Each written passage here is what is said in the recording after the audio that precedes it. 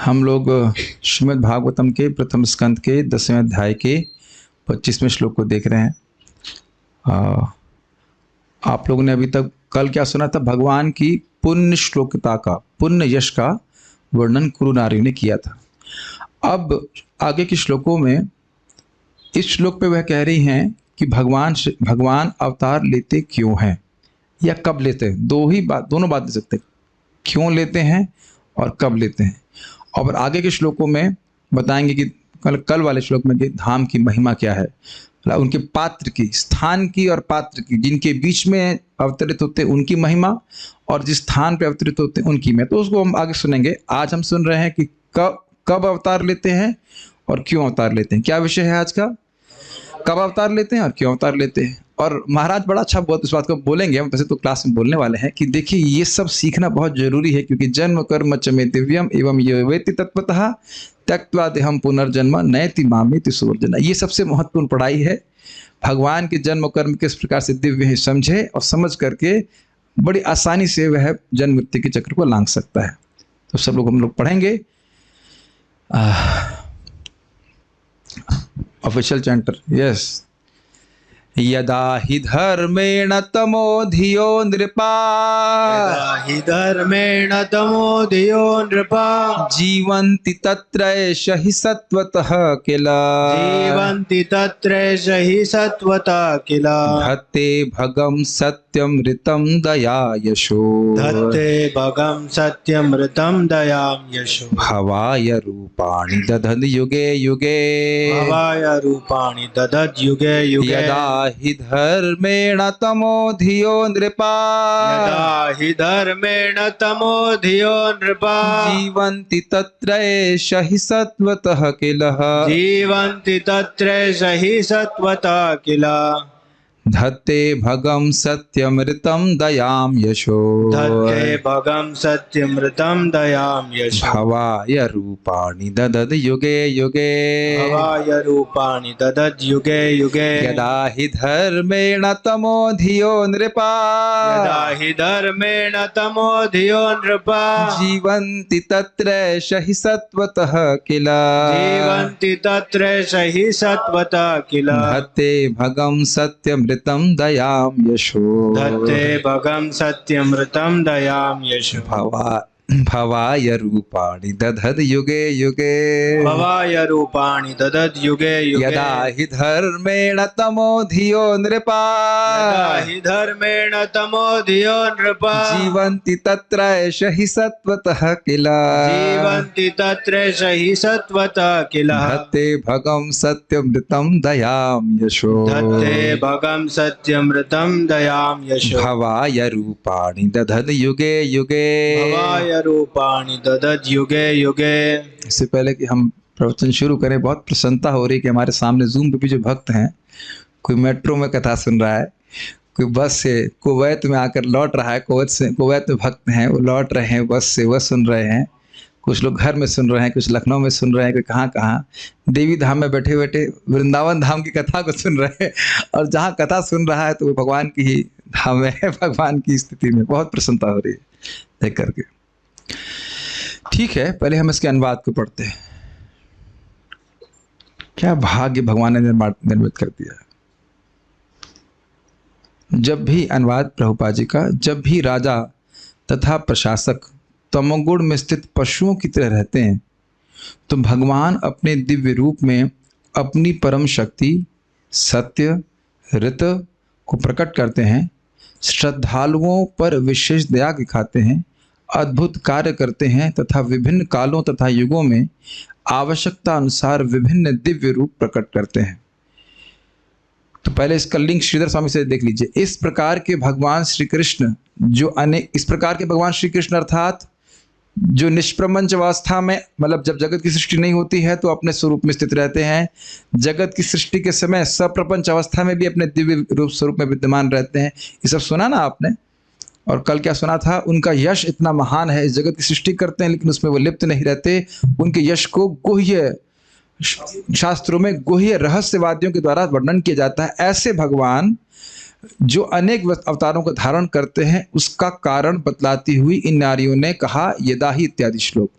ऐसे भगवान जिनका वर्णन हम पिछले 3 श्लोकों में कर चुके हैं, वह क्यों अवतरित होते हैं, इसको इन श्लोकों से कह रहे हैं, इस श्लोक से कह रहे हैं। क्यों और कब, तो कब भी आ ही जाएगा। जब क्यों अवतरित हुआ, तो जब, अभी श्लोक देखा, जब राजा लोग एकदम पशु की तरह जीने लगते हैं तब। तो क्यों और कब इसी में मिल गया कि नहीं। क्यों आए, उन राजाओं को ठंडा करने के लिए, और कब आए, जब राजा लोग पशु की तरह कार्य करने लगे। तो जरा श्लोक देखिए। यदा मतलब होता है जब, बड़ा स्पष्ट है। यदा यदा ही धर्मस्य वाला, उससे यदा पकड़ ले। यदा मतलब जब, ही निश्चित ही, अधर्मेणा, अ दिख रहा है इसमें, ही प्लस अधर्मेणा, ही धर्मेणा हो जाएगा। तो निश्चित ही जब अधर्म के कारण, अधर्म के द्वारा, तमोधिया, धी का अर्थ क्या होता है, बुद्धि, और तम मतलब तमोगुण से व्याप्त बुद्धि। बुद्धि का शक्ति होती है, सार असार का विवेक होता है, लेकिन जब तम से व्याप्त हो जाती है, अर्थात आप जानते हैं कि प्रकृति के 3 गुण हैं, रजोगुण, सतोगुण और तमोगुण। तो सतोगुण से यथार्थ ज्ञान होता है, हाँ भाई क्या सही है क्या नहीं है। रजोगुण से व्यक्ति नहीं समझ पाता है और भोग की लालसा से बढ़ा रहता है, ये करना है, वो करना है, ये प्राप्त करना है। और तमोगुण में अधर्म को ही धर्म माना जाता है। थोड़ा देखना होगा, रजोगुण में ये समझ में नहीं आता कि धर्म क्या है और अधर्म क्या है, थोड़ा कंफ्यूजन है। लेकिन तमोगुण में निश्चित है कि जो अधर्म है उसको ही धर्म मानते हैं। थोड़ा अंतर देख रहे हैं। सतोगुण में जानता है कि धर्म क्या है, अधर्म क्या है, और धर्म को ही पालन करता है।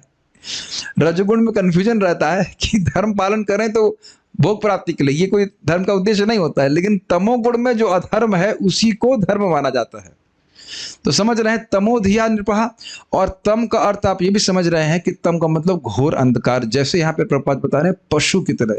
जैसे पशु बिल्कुल जीवन के उद्देश्य के बारे में नहीं जानता, ना पशु स्वयं के बारे में जानता है। गाय और बैल अपने जीवन के उद्देश्य के बारे में जानते हैं क्या, और क्या अपने बछड़ों के बारे में जानते हैं कि हमारे बछड़े भी कुछ भागवत गीता पढ़े, इत्यादि पढ़े।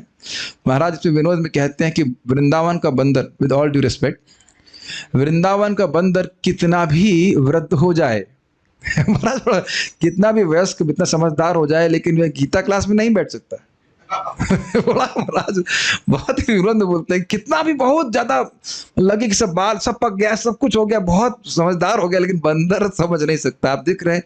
और इंसान का छोटे बच्चे को भी समझाया जाए तो समझ में आने लग जाता है कि कृष्ण भगवान है कि नहीं। कितना अंतर देख रहे हैं आप। पूरा वृद्ध हो गया बंदर, लेकिन नहीं समझ। बैल पूरा वृद्ध होकर मर भी जाएगा, लेकिन हम उसको नहीं समझा सकते कृष्ण भगवान है। लेकिन बच्चा छोटा भी हो तो समझ में आ जाता है कि सुभद्रा कहाँ है, दिख रही नहीं, आई कहाँ, ओ हाँ उधर, ठीक है। कौन भगवान है, कृष्ण भगवान है। 8 साल की बच्ची बता सकती कृष्ण भगवान है। तो ये कितना अंतर आप देख रहे हैं। तो हम ये बात कर रहे थे कि तमोधिया, जैसे पशु अज्ञान में रहता है, ऐसे नृपा। अब नृपा का अर्थ क्या होता है, नृ मतलब इंसान, और पा मतलब पालन करने वाला। तो राजा को नृप कहते हैं। नृप कहने का आशय क्या है, उसका कर्तव्य है, प्रभुपाद इस बात को तात्पर्य में कहते हैं, राजा का कर्तव्य है कि प्रजा का पालन करे। तो क्या वो बिल्कुल पशु की तरह पालन करे। जैसे गाय भी तो अपने बछड़े का पालन करती है, और परम पूज्य वृंदावन चंद्र महाराज के शब्द यूज करेंगे कि कुतिया भी अपने बच्चे का पालन कर लेती है, और अन्य पशु भी पालन कर लेते, बंदरियां भी पालन कर लेती। तो क्या वही अर्थ में पालन करे, नहीं। राजा का कर्तव्य है कि स्वयं भगवान का भक्त हो और पूरी प्रजा का ऐसा पालन करे कि वह भी भगवान की भक्त बने।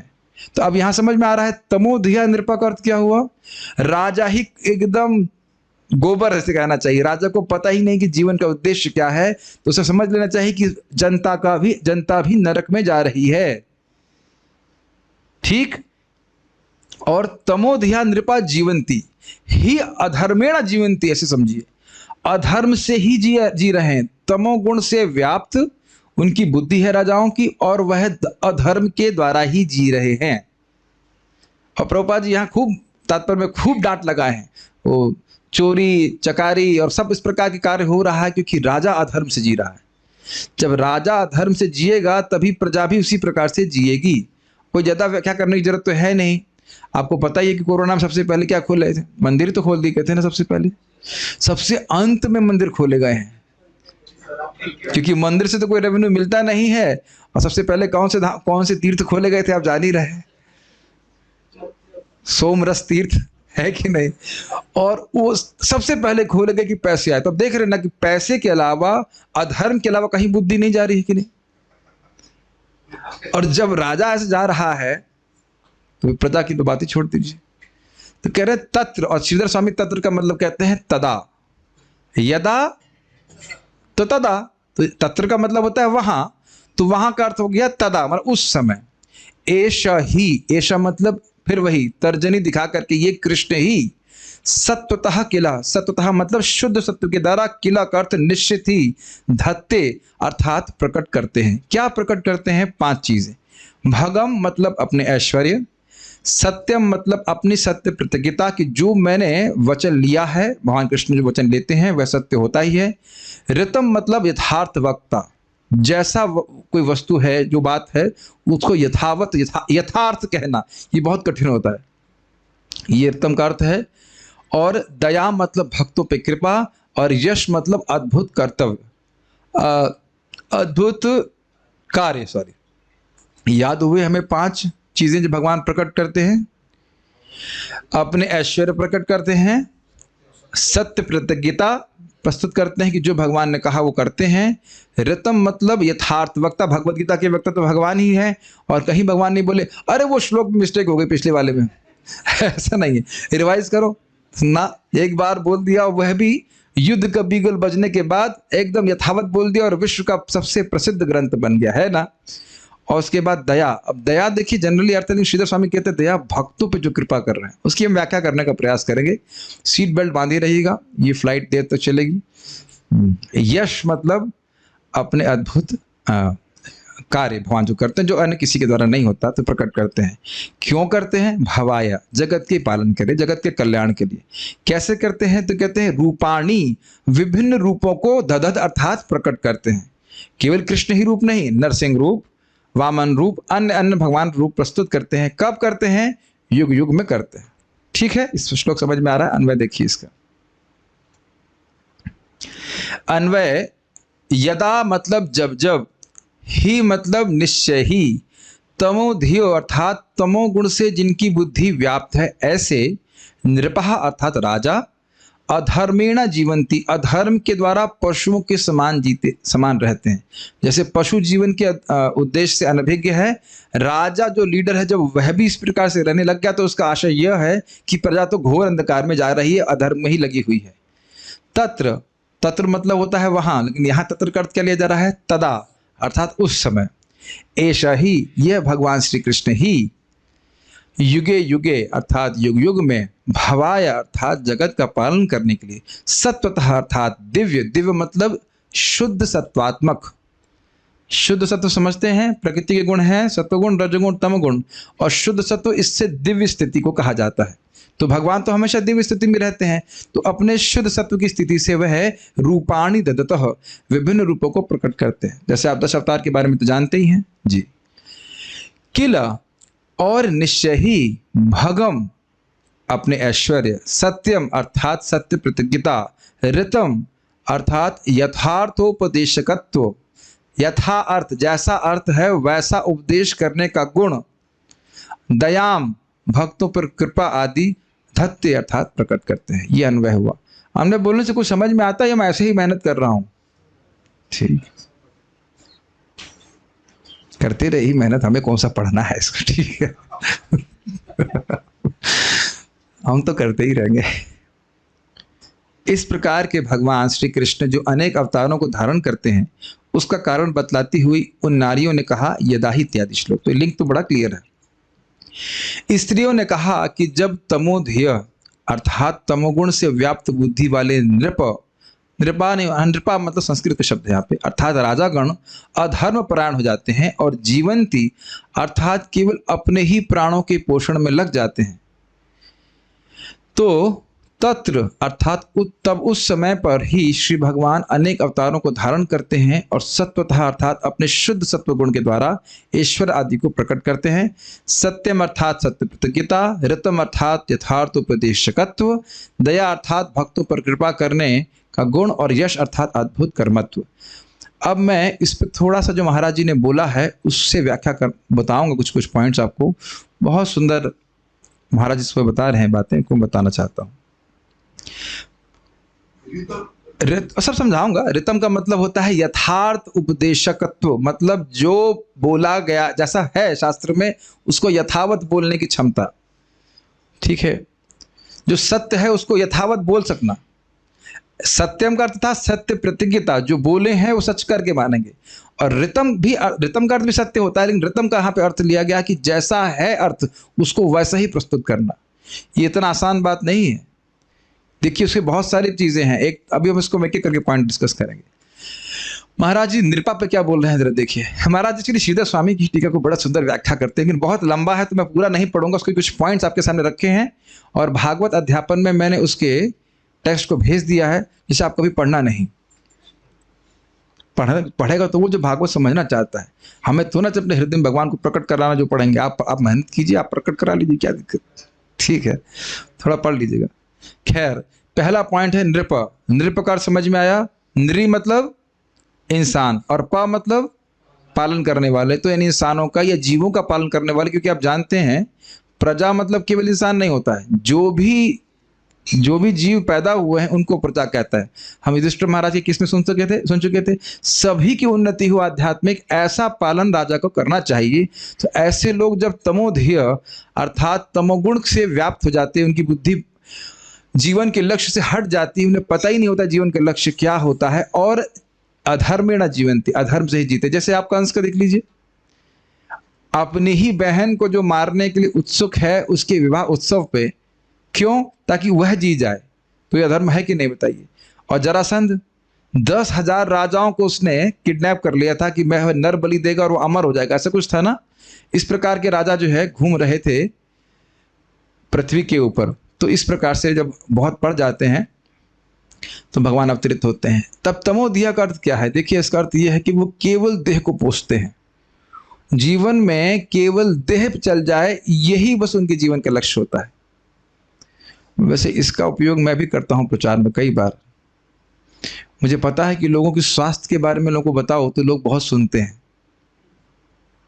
तो प्राय मैं बोलता हूं, आपको पता है आप कुछ चीज़ ऐसी करेंगे तो हमेशा स्वस्थ रहेंगे। तो तुरंत लोग सुनना चाहते हैं क्या करना है, क्या करना है। हमने कहा 9 बजे खाइए, 5 बजे खाइए, जल्दी सो जाइए, सुबह उठ जाइए, ये करिए वो करिए। तो लोगों के थोड़े कान खड़े होते हैं। ये ट्रिक मैंने हमेशा अपनाई है। आप कुछ बताइए स्वास्थ्य के बारे में तो तुरंत लोग स्वीकार कर लेते हैं। इसी पे याद आ रहा है कि जब वृकासुर शिव जी के पीछे भाग रहा था, पता है ना, जिस पे सर पे हाथ रखूंगा तो मारा जाएगा। तो भगवान भी आए और कहे कि आप अपने देह को इतना कष्ट क्यों दे रहे हैं। तो महाराज वहाँ समझा रहे थे कि कोई असुर है तो उसको बोलेंगे देह को इतना कष्ट क्यों दे रहे हो। तो कहेगा हाँ ये बात सही, मुझे इतना देह को कष्ट नहीं देना चाहिए। तो रुक जाता है वहाँ पे। तो आत्मा के लाभ होगा, लोग किसी को बताएंगे तो नहीं उतना सुनता है, लेकिन देह का लाभ कैसे होगा उसको जो है कि देही मान रहा है अपने आप को, तो देह को पोषने के लिए बहुत सारी व्यवस्था करता है। हम किसी व्यक्ति विशेष को नहीं बोल रहे, लेकिन जनरली ऐसा होता है। तो जैसे कैसे जीते हैं महाराज समझा रहे हैं, जैसे वृक्ष जीते हैं, वृक्ष जीते हैं या पशु जीते हैं। इसका उदाहरण मैंने आपको दे दिया, बिल्कुल जीवन के उद्देश्य से अनभिज्ञ। और मैं बारंबार प्रवचन में कहा करता हूं कि दुख की बात यह है कि जो लोग भक्ति का अभ्यास कर रहे हैं वह भी ऐसे तमोधि वाले व्यक्तियों को काउंसलर बना लेते हैं। काउंसलर मतलब ये जो हमारे रिश्तेदार घूम रहे हैं, जो बिल्कुल पशु की तरह हैं, जिनको नहीं पता कि जीवन का उद्देश्य क्या है, वह जो बोलते हैं उसके अनुसार हम चलने लग जाते हैं। मतलब मैं नए भक्तों की बात कर रहा हूँ, सीनियर भक्त नहीं करते हैं ऐसा, लेकिन मैं बोल रहा हूँ जो नए लोग हैं वो लोग सोचते हैं कि नहीं मेरे माता पिता तो बहुत इंपॉर्टेंट बात कर रहे हैं, इस हरे कृष्ण से क्या होगा, हमारा जप करने से क्या फायदा होगा, इत्यादि इत्यादि। नौकरी करो और कभी पूछना चाहिए कि नौकरी क्यों करें? अरे जीना है, और उसे पूछो कि जिए क्यों? ये इसका उत्तर किसी के पास नहीं। आप लोग इसको छोड़ मत दीजिए, इसमें मनन कीजिए कि जैसे पशु बिल्कुल नहीं जानता है, ऐसे ही क्या ये देख पा रहे हैं कि जो तथाकथित लीडर हैं समाज के, उन्हें कुछ नहीं पता है। हाँ बोलने से पहले बताइए कि दिख रहा है कि नहीं दिख रहा है। चाहे वह टीचर हो स्कूल का, चैलेंज कर सकते हैं कि भारत तक शायद ही कोई टीचर उसको पता हो कि जीवन का उद्देश्य कृष्ण प्रेम की प्राप्ति करना है, अगर उसका उनका ड्यूटी नहीं है। आप देख रहे हैं कि, क्षमा कीजिएगा मजबूरी भी है, लेकिन कैसे अपने बच्चों को हम इस प्रकार से ऐसे स्थान में भेज रहे हैं जो तमोधि से व्याप्त हैं, उनकी, क्षमा कीजिएगा, गर्दन काटने के लिए। प्रभुपाद जी शब्द यूज करते हैं, स्लॉटर हाउस एजुकेशन सिस्टम। और मुख्यतः हम इसीलिए भेज रहे हैं ताकि उनकी पेट पल सके, है कि नहीं? जैसे पशु का पेट पलता है, बहुत खराब लग रहा होगा सुनने में, और जैसे वह पशु पेट पालते पालते शरीर छोड़ देता है, ऐसे हम भी शरीर छोड़ रहे हैं, और हमारे वंशज भी इस प्रकार से शरीर छोड़ दें, भगवान की भक्ति ना करें। तो ये सारा चीज तो लीडर से शुरू हो रहा है, राजा से शुरू हो रहा है ना। तो इस प्रकार के राजा जब हो जाएंगे, अब आपने ये समझ लीजिए कि जब कोई व्यक्ति अपनी देह से पहचान करता है तो वो क्या करेगा उस पर क्वेश्चन मत कीजिए। कुछ समझ में आ रहा है? तमोधिया समझ में आ रहा है? जब अंधकार में है, उसको नहीं पता है कि वो आत्मा है और शरीर मान रहा है, तो वो कौन सा पाप कर लेगा, इस पर आश्चर्य मत कीजिए। कुछ भी, भाई को मार सकता है, माँ को मार सकता है, देख नहीं रहे होता हो, बताइए, कुछ भी कर सकता है। क्या कंस ने अपने पिता अग्रसेन को जेल में डाला कि नहीं डाला? अब क्लियर समझ में आ रहा है कि नहीं?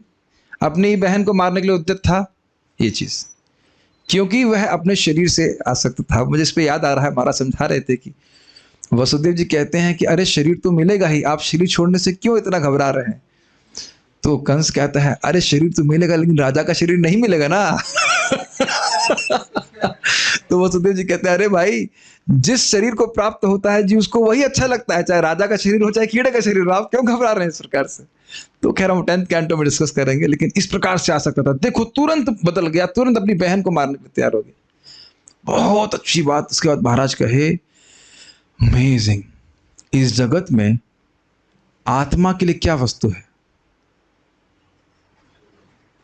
इतने बड़े बड़े स्टोर हैं। महाराज जब शायद अमेरिका में प्रवचन दे रहे हैं, या जैसे उदाहरण देते, अमेरिका में कितने बड़े बड़े स्टोर हैं, भारत में भी कितने बड़े बड़े स्टोर हैं, बड़े बड़े एजुकेशन सिस्टम्स हैं। आत्मा के लिए क्या प्रदान किया जा रहा है?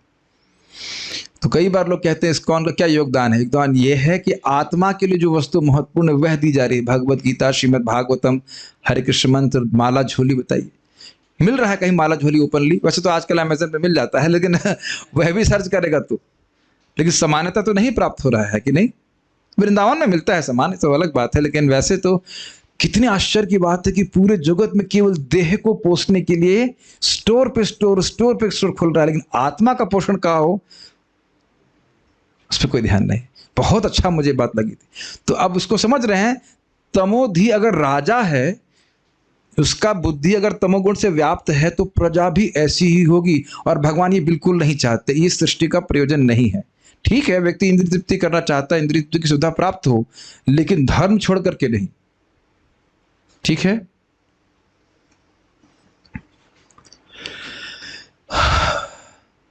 उसके बाद महाराज समझा रहे हैं इसमें कि रूपाणि दधत, अर्थात अपने भगवान अपने विविध रूपों को प्रस्तुत करते हैं और अपने भक्त को प्रकट करते हैं। अब बड़ा इंटरेस्टिंग है। आप इस श्लोक भगवद गीता का जानते हो, परित्राणाय साधूनाम विनाशाय च दुष्कृताम धर्म संस्थापनार्थाय संभवामि युगे में युगे। दुष्ट लोगों का साधुओं का परित्राण करने के लिए और दुष्कृतों का विनाश करने के लिए भगवान युग युग में प्रकट होते हैं। तो यही सेम दिख रहा है आपको, दधत युगे युगे, सेम श्लोक। ये क्यों कहा था और कब आते हैं? यदा यदा ही धर्मस्य ग्लानिर्भवति भारत अभ्युत्थानम् अधर्मस्य तदात्मानं सृजाम्यहम्। अब जरा विचार कीजिए, भगवद गीता का 4 अध्याय का 7वां श्लोक है, इसका लिंक दिख रहा है यदा यदा, और यहां पे कह रहे हैं यदा। थोड़ा लिंक करने का प्रयास कीजिए। जब राजा में अधर्म व्याप्त हो गया, यहां ये बोल रहे हैं, और इधर कह रहे हैं यदा यदा ही धर्मस्य ग्लानिर्भवति। भगवान भगवद गीता में कह रहे हैं कि जब धर्म की ग्लानि होने लगी तब अवतरित होता हूं, और यहां पे नारियां कह रही हैं कि जब राजा तमोधि से व्याप्त हो गया और अधर्म से जीने लगा। तो ऐसा प्रतीत हो रहा है कि क्या केवल एक राजा के अधर्म में प्रवृत्त होने से भगवान आ जा रहे हैं? समझ गए? यानी कि राजा अगर अधर्म में प्रवृत्त हो गया तो समझ लेना चाहिए कि पूरी प्रजा ही अधर्म में प्रवृत्त हो गई। तो ये दोनों एक तरह से इक्विवेलेंट श्लोक ही हैं। हाँ, तो प्रभुपाद जी हमेशा बोलता करते थे कि लीडर्स को आप भक्त बनाएंगे तो उसके नीचे वाले तो सब भक्त बन जाएंगे, है कि नहीं? ये बात हम लोग उसको ध्यान नहीं देते। The easiest way to teach others is to follow yourself. यदा यदा यद यद आचरति श्रेष्ठस तत्तदेव तरो जनः स यत् प्रमाणम कुरुते लोकस तदनुवर्ते। जैसे श्रेष्ठ व्यक्ति करता है वैसे उसके अनुगत में जितने लोग होते हैं वो उसका पालन करते हैं। तो ये स्पष्ट समझ में आ रहा है। क्यों आते हैं? तो जितने भी असाधु लोग हैं उन लोगों को ठंडा करने के लिए। अब एक बड़ी विशेष बात है कि देखिए, जब भगवान कह रहे हैं कि युग युग में प्रकट होते हैं, अर्थात भगवान हमारी तरह कर्माधीन होकर के जन्म नहीं लेते। हम ये नहीं कह सकते कि हम में से कोई नहीं कह सकता कि हम अगले जन्म में कहाँ जन्म लेंगे।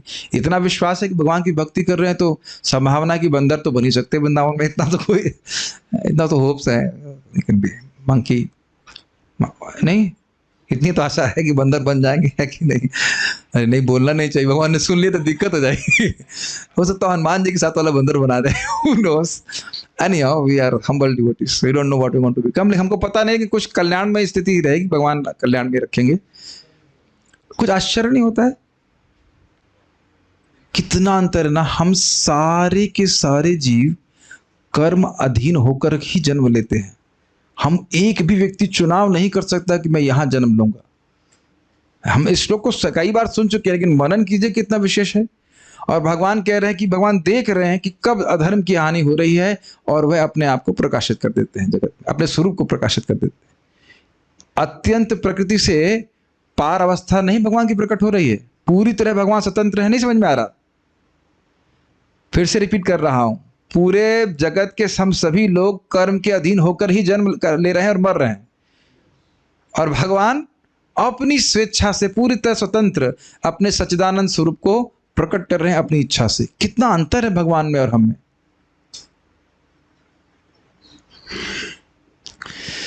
तो आते हैं और जो मारने लायक है उनको मार देते हैं। महाराज जी कह रहे थे अन्यत्र एक जगह है कि ऐसा नहीं है कि भगवान आए और उनको ही सूली पे टांग दिया जाए।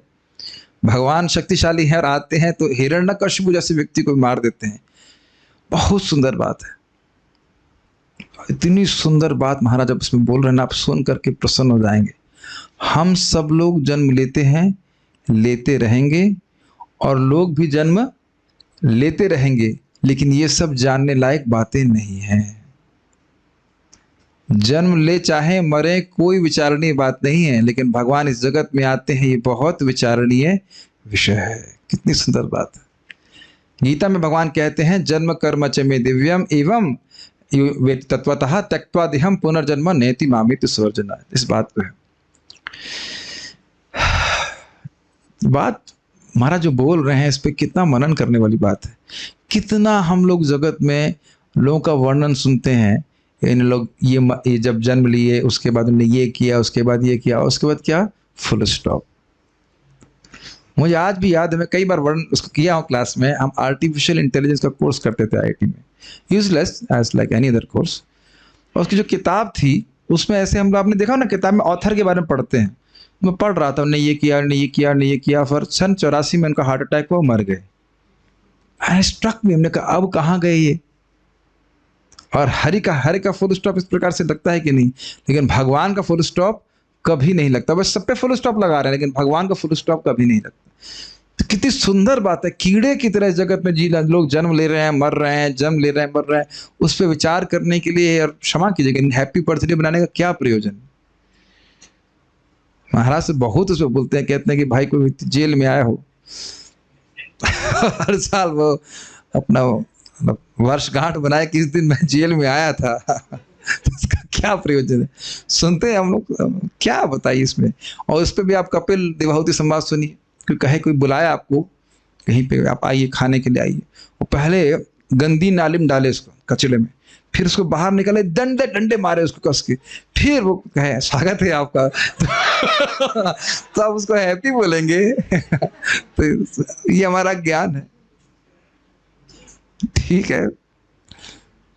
तो यही बात उसके बाद महाराज कह रहे हैं कि भगवान के जन्म और कर्म के रहस्य को समझने से व्यक्ति मुक्त हो जाता है। तो इसलिए इसको समझना चाहिए कि वो जन्म कर्म साधारण नहीं है। उसके बाद महाराज ने क्या बात बोल रहे हैं वो देखता है। हाँ, मैं उसके बाद यहाँ पे बात करना चाहता हूँ भगम पे। भगम पे महाराज समझा रहे हैं कि भगम का अर्थ है ऐश्वर्य, और ऐश्वर्य का अर्थ है नियमन की शक्ति, कंट्रोलिंग पावर।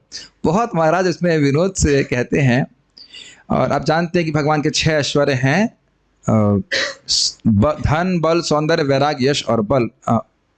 यश और बल दोबारा आ गया, यश और ज्ञान, ठीक है।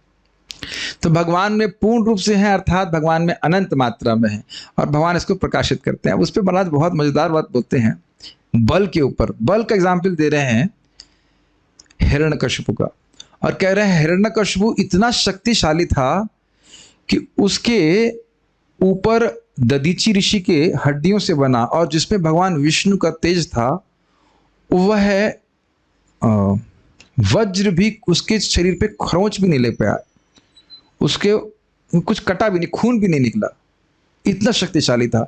और भगवान उसको ऐसे फाड़ दिए, एरकाम कटकृत यथा, हम लोग पढ़ चुके हैं प्रथम स्कंद 3 अध्याय। जैसे चटाई बनाने वाले घास को, इसी को ऐसे फाड़ देते हैं और बातचीत करते हुए, ऐसे भी नहीं ध्यान दे रहे, ऐसे फाड़ देते हैं, भगवान ने ऐसे हिरण्यकशिपु को फाड़ दिया। तो ये बल भगवान ने प्रकाशित किया नरसिंह देव के रूप में। उसके बाद वो कहते हैं, इसकी बात हो गई हमने, और फिर उन्हें महाराज एग्जाम्पल देते हैं, किसका दे रहे थे एग्जाम्पल, उसके बाद महाराज बहुत सारी बात बोलते हैं, आप पढ़ लीजिएगा। ज्ञान के बारे में बता रहे हैं कि दत्तात्रेय भगवान के रूप में उन्होंने ज्ञान प्रदान किया, और कपिल देव के रूप में उन्होंने ज्ञान प्रदान किया। सौंदर्य के रूप में भगवान कृष्ण स्वयं अपना सौंदर्य प्रस्तुत किए ही हैं, और क्या था, वैराग्य भी। तो इस प्रकार से भगवान अपने विभिन्न ऐश्वर्य को प्रस्तुत करते हैं। और उसमें महाराज एक और बात बता रहे थे कि वैराग्य भी बहुत बड़ा ऐश्वर्य है। एक साधु हुए थे, उनको जो भी व्यक्ति बहुत विरक्त होता है उसके प्रति भी लोग बहुत आकर्षित हो जाते हैं। तो इस प्रकार से भगवान ने अपना वैराग्य प्रस्तुत किया। और क्या बात महाराज, हाँ ये बहुत सुंदर है। तो ये भगम के बारे में बात हो गई। उसके बाद सत्य का मतलब था सत्य प्रतिज्ञा, अर्थात प्रहलाद महाराज की भगवान ने रक्षा करी। प्रहलाद महाराज ने कहा इस खंबे में भी भगवान है, भगवान प्रकट हो गए। ब्रह्मा जी ने कहा भगवान आएंगे, भगवान आए। उसके बाद जब हिरण्यकशिपु से देवता लोग परेशान थे, इधर मत दिखाइए वो डिस्टर्ब होगा, क्योंकि मैं सारी बात नहीं बोलूँगा, फिर लोग उधर ही देखते रहेंगे। मैं इतना सारी बात नहीं बोल रहा हूँ, फिर पढ़ सकते हैं, खाली कुछ पॉइंट्स में ले रहा हूँ। तो प्रहलाद महाराज, हाँ उसके बाद जब हिरण्यकशिपु अवतरित हो गया था या था, तो उस समय देवता लोग बड़े परेशान थे, और तब भगवान बोले थे कि जब ये अपने बच्चे को परेशान करेगा, प्रहलाद महाराज को, मेरे भक्त को, तो मैं अवतरित होऊंगा। तो वहां भी भगवान की सत्य प्रतिज्ञता थी। तो इस प्रकार से भगवान ने अपनी सत्य प्रतिज्ञता को प्रस्तुत किया। अच्छा, जब आप जानते हैं 5000 साल पहले पृथ्वी परेशान थी, तो सारे देवता को लेकर के ब्रह्मा जी गए थे भगवान के पास। तब भगवान ने कहा कि मैं अवतरित होऊंगा, तो फिर भगवान अवतरित हुए थे। याद आ रहा सत्यव्रत में बोला था कि भगवान आपने व्रत, आपका व्रत सत्य है, आप सत्य प्रतिज्ञ हो, आपने बोला था कि अवतरित होंगे, तो आप अवतरित हो गए हैं। गर्भस्तुति में हम सुन रहे थे, तो भगवान इस प्रकार से बोला। उसके बाद भगवान ने माता कुंती को व्रत दिया था कि तुम्हारे 5 पुत्रों को लेके जा रहा हूं और 5 पुत्रों को लेकर वापस आऊंगा। तो अर्जुन की रक्षा करी और हर पांडव की रक्षा करी और वो वापस आए। और अन्यथा भी भगवान गीता में बोलते हैं कौन्तेय प्रतिजानीहि न मे भक्तः प्रणश्यति। तो भगवान ये बता रहे हैं कि मेरे भक्त का नाश कभी नहीं होता। तो सत्यम का अर्थ है सत्य प्रतिज्ञत्व, भगवान की प्रतिज्ञा सदा सर्वदा सत्य रहती है, यह भगवान बता रहे हैं। उसके बाद शब्द है यहाँ पे ऋतम। ऋतम पे महाराज ने बहुत सुंदर बोला। हाँ, एक और बात भूल गया, महाराज बहुत सुंदर कह रहे थे कि देखिए भगवान सत्य प्रतिज्ञ क्यों है समझना चाहिए। देखिए हम लोग सत्य प्रतिज्ञ इसलिए नहीं हैं क्योंकि हम दूसरों पर निर्भर करते हैं, है कि नहीं। कोई स्थिति परिस्थिति विशेष है, वह अगर हो जाएंगी, सारी स्थितियां हो जाएंगी पूर्ण, तब हम कुछ कर पाएंगे। हम सुबह मंगल आरती जा सकते हैं, कब पेट में दर्द ना हो, बुखार नहीं हो, सब कुछ ठीक रहे, इत्यादि इत्यादि, है कि नहीं, तब जाकर जा पाएंगे। कृष्ण बलराम को तो ऐसी कोई दिक्कत नहीं है। एक ही व्यक्ति हैं जो 40 साल में कभी मंगल आरती मिस नहीं किया है। कौन? Krishna Balram ji. Is it not? कभी मिस नहीं किया। सोचने वाली बात है। मायापुर में राधा माधव को मिस नहीं किया ना मंगल आरती कभी नहीं की। बीमारी नहीं पड़ते हो, बाकी पुजारी तो बेचारे बीमार पड़ जाएगा, दूसरा आ जाएगा, लेकिन भगवान तो कभी बीमार नहीं पड़े, प्रत्यक्ष यहाँ देख रहे हैं, है कि नहीं। लेकिन ये बड़ी गंभीर बात है, हम लोग स्वतंत्र नहीं हैं, इसलिए सत्य प्रतिज्ञ नहीं है। बहुत विचारणीय बात है। कितनी बार हम लोग कहते हैं कि वहां उस स्थान पे हम पहुंच जाएंगे, महाराज बता रहे थे कि हमारा प्रवचन इतने में शुरू हो जाएगा और नहीं पहुंच पाते, फिर क्या बोलते हैं, सॉरी। है ना, कितने हम लोग एक धड़ल्ले से बोल देते हैं कि ना हम वो काम कर लेंगे, हो जाएगा वो, उसके बाद कहते हैं ना नहीं हो पा रहा है, क्षमा कीजिएगा। समझ में आ रहा है क्यों नहीं हो पा रहा? क्योंकि हम स्वतंत्र नहीं हैं, एकमात्र स्वराट स्वतंत्र हैं भगवान श्री कृष्ण। ये बहुत सुंदर बात है। उन्होंने जो व्रत ले लिया तो फिर अब ले ही लिया, उसको फिर वो पूरा करके ही मानेंगे। ये बहुत अच्छी बात है। और इसी से हम फिर उसको लिंक कर सकते हैं, जो भी भगवान का नाम उच्चारण करते हैं, भगवान उनके प्रति क्या मति रखते हैं, ये व्यक्ति मेरा है और इसकी रक्षा मैं करूंगा। इसको जिंदगी में कोई दूसरा कोई ताकत नहीं जो काट सके, बशर्ते हम अपराध ना करें। वैष्णव अपराध यदि करेंगे तो फिर भगवान का प्रोटेक्शन चाहते हुए भी हम पर नहीं होता है, वो एक अलग बात है। लेकिन अगर हम निरपराधिक रूप से नाम जप कर रहे हैं तो निश्चित रूप से भगवान की कृपा हम पर होती है, इसमें कोई संदेह नहीं है। इसीलिए मेरा एक प्रकार का एक मतलब भाव रहता है कि किसी तरह से डांट के प्रेम से लोगों को एक माला तो कम से कम जप करवाने की मतलब नियम डाल देना चाहिए। और सभी जो लोग सुन रहे हैं उनको अपने बच्चों को कम से कम एक माला जप कराने की तो जरूर ट्रेनिंग देनी चाहिए, क्योंकि भगवान के वो आश्रय में आ जाएगा तो भगवान रक्षा कर लेते हैं अपने तरीके से। तो ये बहुत सुंदर बात है। ये समझ में आया कि सत्य प्रतिज्ञ क्यों है भगवान, बताइए?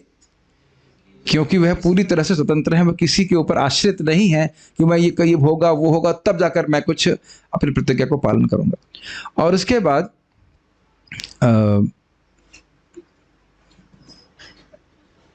और एग्जाम्पल महाराज भी बहुत सुंदर दे रहे हैं। जब भगवान ने कहा वसुदेव को कि आप मुझे मेरे पिता के घर से अपने यहाँ से नंद महाराज के यहाँ पे ले जाइए, तो सोचना होगा ना कि वसुदेव जी कहेंगे मैं तो बेड़ी में बंधा हुआ हूं, जेल में हूं, कैसे निकल जाऊंगा? कितना एक सुंदर बात है। भगवान ने बोल दिया कि अगर आप कंस से डरते हैं तो मुझे ले जाइए। तो ले जाइए मतलब भगवान आशीर्वाद दे रहे हैं कि भाई तुम अब ले ही जाओगे। तो देख रहे हैं बेड़ियां खुल गई और दरवाजे खुल गए, सब कुछ। आपको लगा भगवान के लिए क्या मुश्किल है, what is something strange about it? लेकिन है ना, सत्य प्रतिज्ञ है ना। और इसमें एक और बात जो मुझे अब याद आ रही है कि भगवान ने कृष्णी और सुतपा को, जिन्होंने तपस्या करी थी, बोला था ना कि मैं 3 बार आपका बेटा बनूंगा, और बने कि नहीं बने, बताइए भगवान। तो सत्य प्रतिज्ञ है कि नहीं? और इसी पे फिर वह बात याद रख दीजिए, प्रभुपाद जी ने कहा कि जो भी व्यक्ति 16 माला जाप करेगा, 4 नियमों का पालन करेगा, वो इसी जन्म में भगवान के पास चला जाएगा। मैं बार बार हर प्रवचन में बोलता हूँ ताकि लोगों को बाकी कुछ याद रहे नहीं, ये पॉइंट जरूर पकड़ लें, इसको ग्लॉस कर लें जिंदगी में, इसको ग्लॉस कर लीजिए। और ऑब्वियसली अन्य वैष्णवों का अपराध न करे, तो उसका रास्ता खुला है भगवान धाम का। प्रभुपाद जी की तात्पर्य से बोल रहा हूँ, एकदम तात्पर्य से, कि दीक्षा के बाद, भक्तों के संग में आने के बाद जो नाम जप कर रहा है, नियमों का पालन कर रहा है और वैष्णवों का अपराध नहीं कर रहा है, एकदम स्पष्ट चैतन्य चेतामृत प्रभुपाद लिखे हैं, तो उसका रास्ता भगवान के धाम जाने के लिए एकदम खुला है। बुद्धि खोल लीजिए। हमें अपनी बुद्धि को तम से आवृत नहीं करना है, रास्ता खुला है, अपने बैरियर स्वयं नहीं बनाने हैं। थोड़ी सी वाणी को स्वयं रखें, झगड़ा नहीं करें भक्तों से, निंदा नहीं करें, तो रास्ता खुला है भगवान के पास जाने का। मैं सत्य प्रतिज्ञ में बोल रहा हूं कि जैसे भगवान सत्य प्रतिज्ञ हैं, उनके शुद्ध भक्त की वाणी भी वैसे ही सत्य है। प्रभुपाद जी ने जो कहा है वो सत्य है, उसको पकड़ के चलेंगे, हम जरूर पार हो जाएंगे। ठीक है? तो यानी कि भगवान ने कहा तो सारी व्यवस्था बन गई, और वह वसुदेव जी उनको ले जा पाए। ठीक है? सत्य प्रतिज्ञ में महाराज बहुत बोले हैं, मुझे बहुत अच्छा लगा था। और बोले सुंदर, कह रहे कि विभीषण को बोले कि मैं तुमको राजा बनाऊंगा। कब बोले थे? जब विभीषण आए थे भगवान श्री राम की शरण में, और उन्होंने कहा हे लंकेश, बोल दिया था कि लंका का राजा तुमको दे दिया। तो अभी दिए तो नहीं थे, लेकिन दिला के ही माने, दिला के ही माने। मुझे बहुत अच्छा लगा ये पॉइंट, बहुत अच्छा लगा। और आप जानते ही हैं क्या है वो, सक्रिदेव प्रपन्नाय तवास्मि चयाचते अभयम सर्वदा तस्मै ददामि एतम व्रतम ममः। बहुत प्रसिद्ध श्लोक है कि एक बार भी कोई मेरी शरण में आता है, भगवान श्री राम कहते हैं, और कहता है कि हे भगवान मैं आपका हूं, तो अब उसको हमेशा हमेशा के लिए मैं अभय प्रदान करता हूं, ये मेरा व्रत है। फिर सत्य प्रतिज्ञ। तो बताइए रोज कृष्ण बलराम के सामने जाके बोलने में क्या दिक्कत है? दिक्कत तो जी नींद नहीं छूटती है, ये दिक्कत है। अब आप दिक्कत पालते रहिए, क्या कर सकते हैं? ठीक है?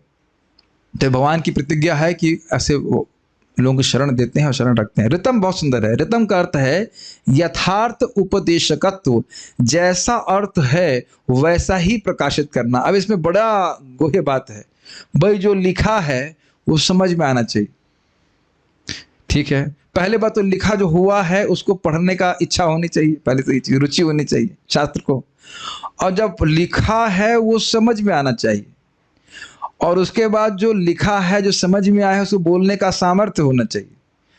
आपने देखा है कभी कभी हमें समझ में आ जाता है, मैं अगर पूछूं क्लास में क्या क्या है बताओ, पर मुझे समझ में आ रहा है लेकिन हम बोल नहीं पा रहे हैं, है कि नहीं? कहीं आपने कठिनाई अनुभव करी इस तरह से कि समझ में आ गया लेकिन उसको प्रस्तुत नहीं कर पा रहे हैं?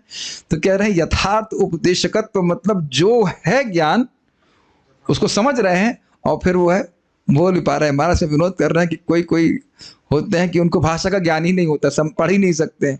किसी को भाषा की जानकारी होती है तो समझ में नहीं आ रहा होता जब पढ़ रहे होते हैं, और किसी को समझ में आता है तो वो बोलते नहीं। खुद महाराज अपने बारे में वैसे मजाक कर रहे थे, कह रहे थे हमको पढ़ने का बहुत शौक है। आप थे उस क्लास में, उधर मंदिर में बोल रहे थे कोर्ट यार्ड में, हमको पढ़ने का बहुत शौक है लेकिन जितना पढ़ते हैं सबको समझ में नहीं आता है, और जितना समझ में आता है मैं बोल नहीं पाता। महाराज विरोध में बोल रहे थे। नहीं, बड़ा ये बहुत बड़ी बात है, बहुत बड़ी बात है। आप कभी देखिएगा बोलेंगे ए और लोग सुनेंगे बी और उसके बाद कहेंगे सी। अब मैं छोटा सा उदाहरण दे रहा हूँ आपको, बहुत छोटा सा उदाहरण। मैं प्रवचन कर रहा था, मैंने कहा कि एक महाराज बोल रहे थे, परम पूज्य भक्ति रसामृत महाराज, कि हमको बड़ा आश्चर्य होता है कि मंदिर में जब सब लोग जप कर रहे होते हैं तो एक न एक व्यक्ति जरूर सो रहा होता है। क्या बोला मैंने? मंदिर महाराज ने ये बोला, सन्यासी महाराज ने ये बोला, ध्यान दीजिएगा, सन्यासी महाराज ने ये बोला कि हमको बड़ा आश्चर्य है कि मंदिर में, किसी भी मंदिर में सब लोग जप कर रहे होते तो कोई एक ना एक व्यक्ति सो रहा होता है। स्पष्ट है ना, कोई इसमें दिक्कत नहीं। तो जब मैं प्रवचन कर रहा था तो बाद में भक्त व्यक्ति आकर के बोले, और बड़े हैं वो, बहुत बड़े स्कूल्स के प्रिंसिपल हैं, हाँ प्रभु जी आपने सही बोला, सारे सन्यासी सब जप के समय सोते हैं। मैंने ये कब बोला? मैंने तो कहता मैंने नहीं बोला, एकदम सामने घटना हुई है। ये है यथार्थ उपदेश। और कभी कहा है ना, अब देखिए, और उससे क्या है, मेरा नाम लेकर करके कुछ भी बोलेंगे, आवाज ही सुबह देखिए। मैं मंदिर के स्टॉल पे गया था, गोपाल चंपू रखी थी, वो पुस्तक मेरे पास पहले से ही है। तो जो भक्त वहां खड़े थे, अब मैं क्या रिकॉर्डिंग हो रही, बोलना नहीं चाहिए, कहते ये श्रीमद् भागवतम से भी श्रेष्ठ ग्रंथ है। मैंने कहा ठीक है मैं चलता हूँ। उनको पता नहीं कि वो बोल क्या रहे हैं, दोनों में भेद देख रहे हैं। भाई गोपाल चंपू जी गोस्वामी जी लिखे हैं, लेकिन आप उसको भागवत से ऊपर नीचे क्यों कर रहे हैं? तो मैं देख रहा था ये है यथार्थ उपदेशक। देख रहे हैं लोग कैसे कैसे अपराध कर लेते। हाँ, ये तो भाई तुम ये बोलो ना गोपाल चंपू अच्छी लिखी, तो मेरे पास पहले से ग्रंथ है, उसमें कोई दिक्कत है ना है, लेकिन अब इधर भागवत पढ़ नहीं है सब। आप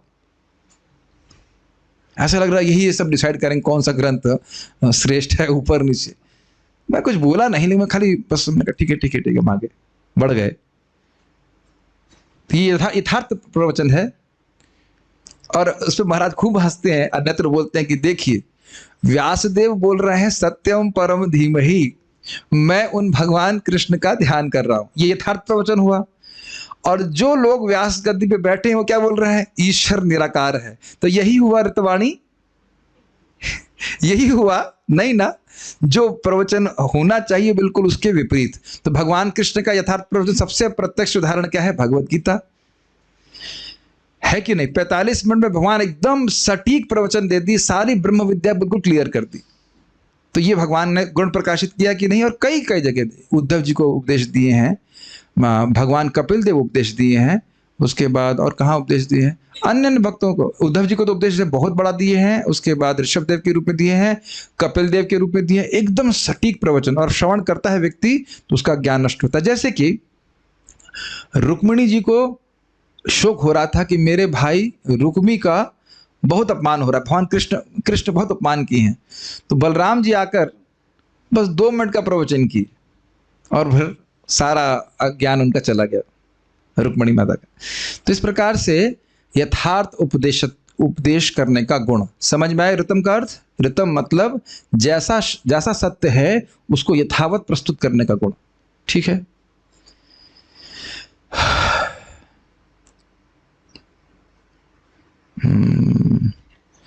उसके बाद हाँ, ये एक बहुत सुंदर बात महाराज पे बोल रहे थे। कह रहे थे कि देखो आजकल के साइंटिस्ट क्या बोलते हैं, हम सब लोग बंदर से आए हैं। ये यथार्थ बात है। कितना सुंदर और अद्भुत बात, ये बोल बोल करके नोबेल प्राइज भी ले रहे हैं। तो वस्तुतः बंदर ही मिल करके बंदर की बात को स्वीकार कर रहे थे। अब बताइए ये क्या यथार्थ बात है? और आप समझेंगे इससे क्या फर्क पड़ जाएगा? फर्क ये पड़ जाएगा कि लोग आजकल भगवान पर विश्वास नहीं करते।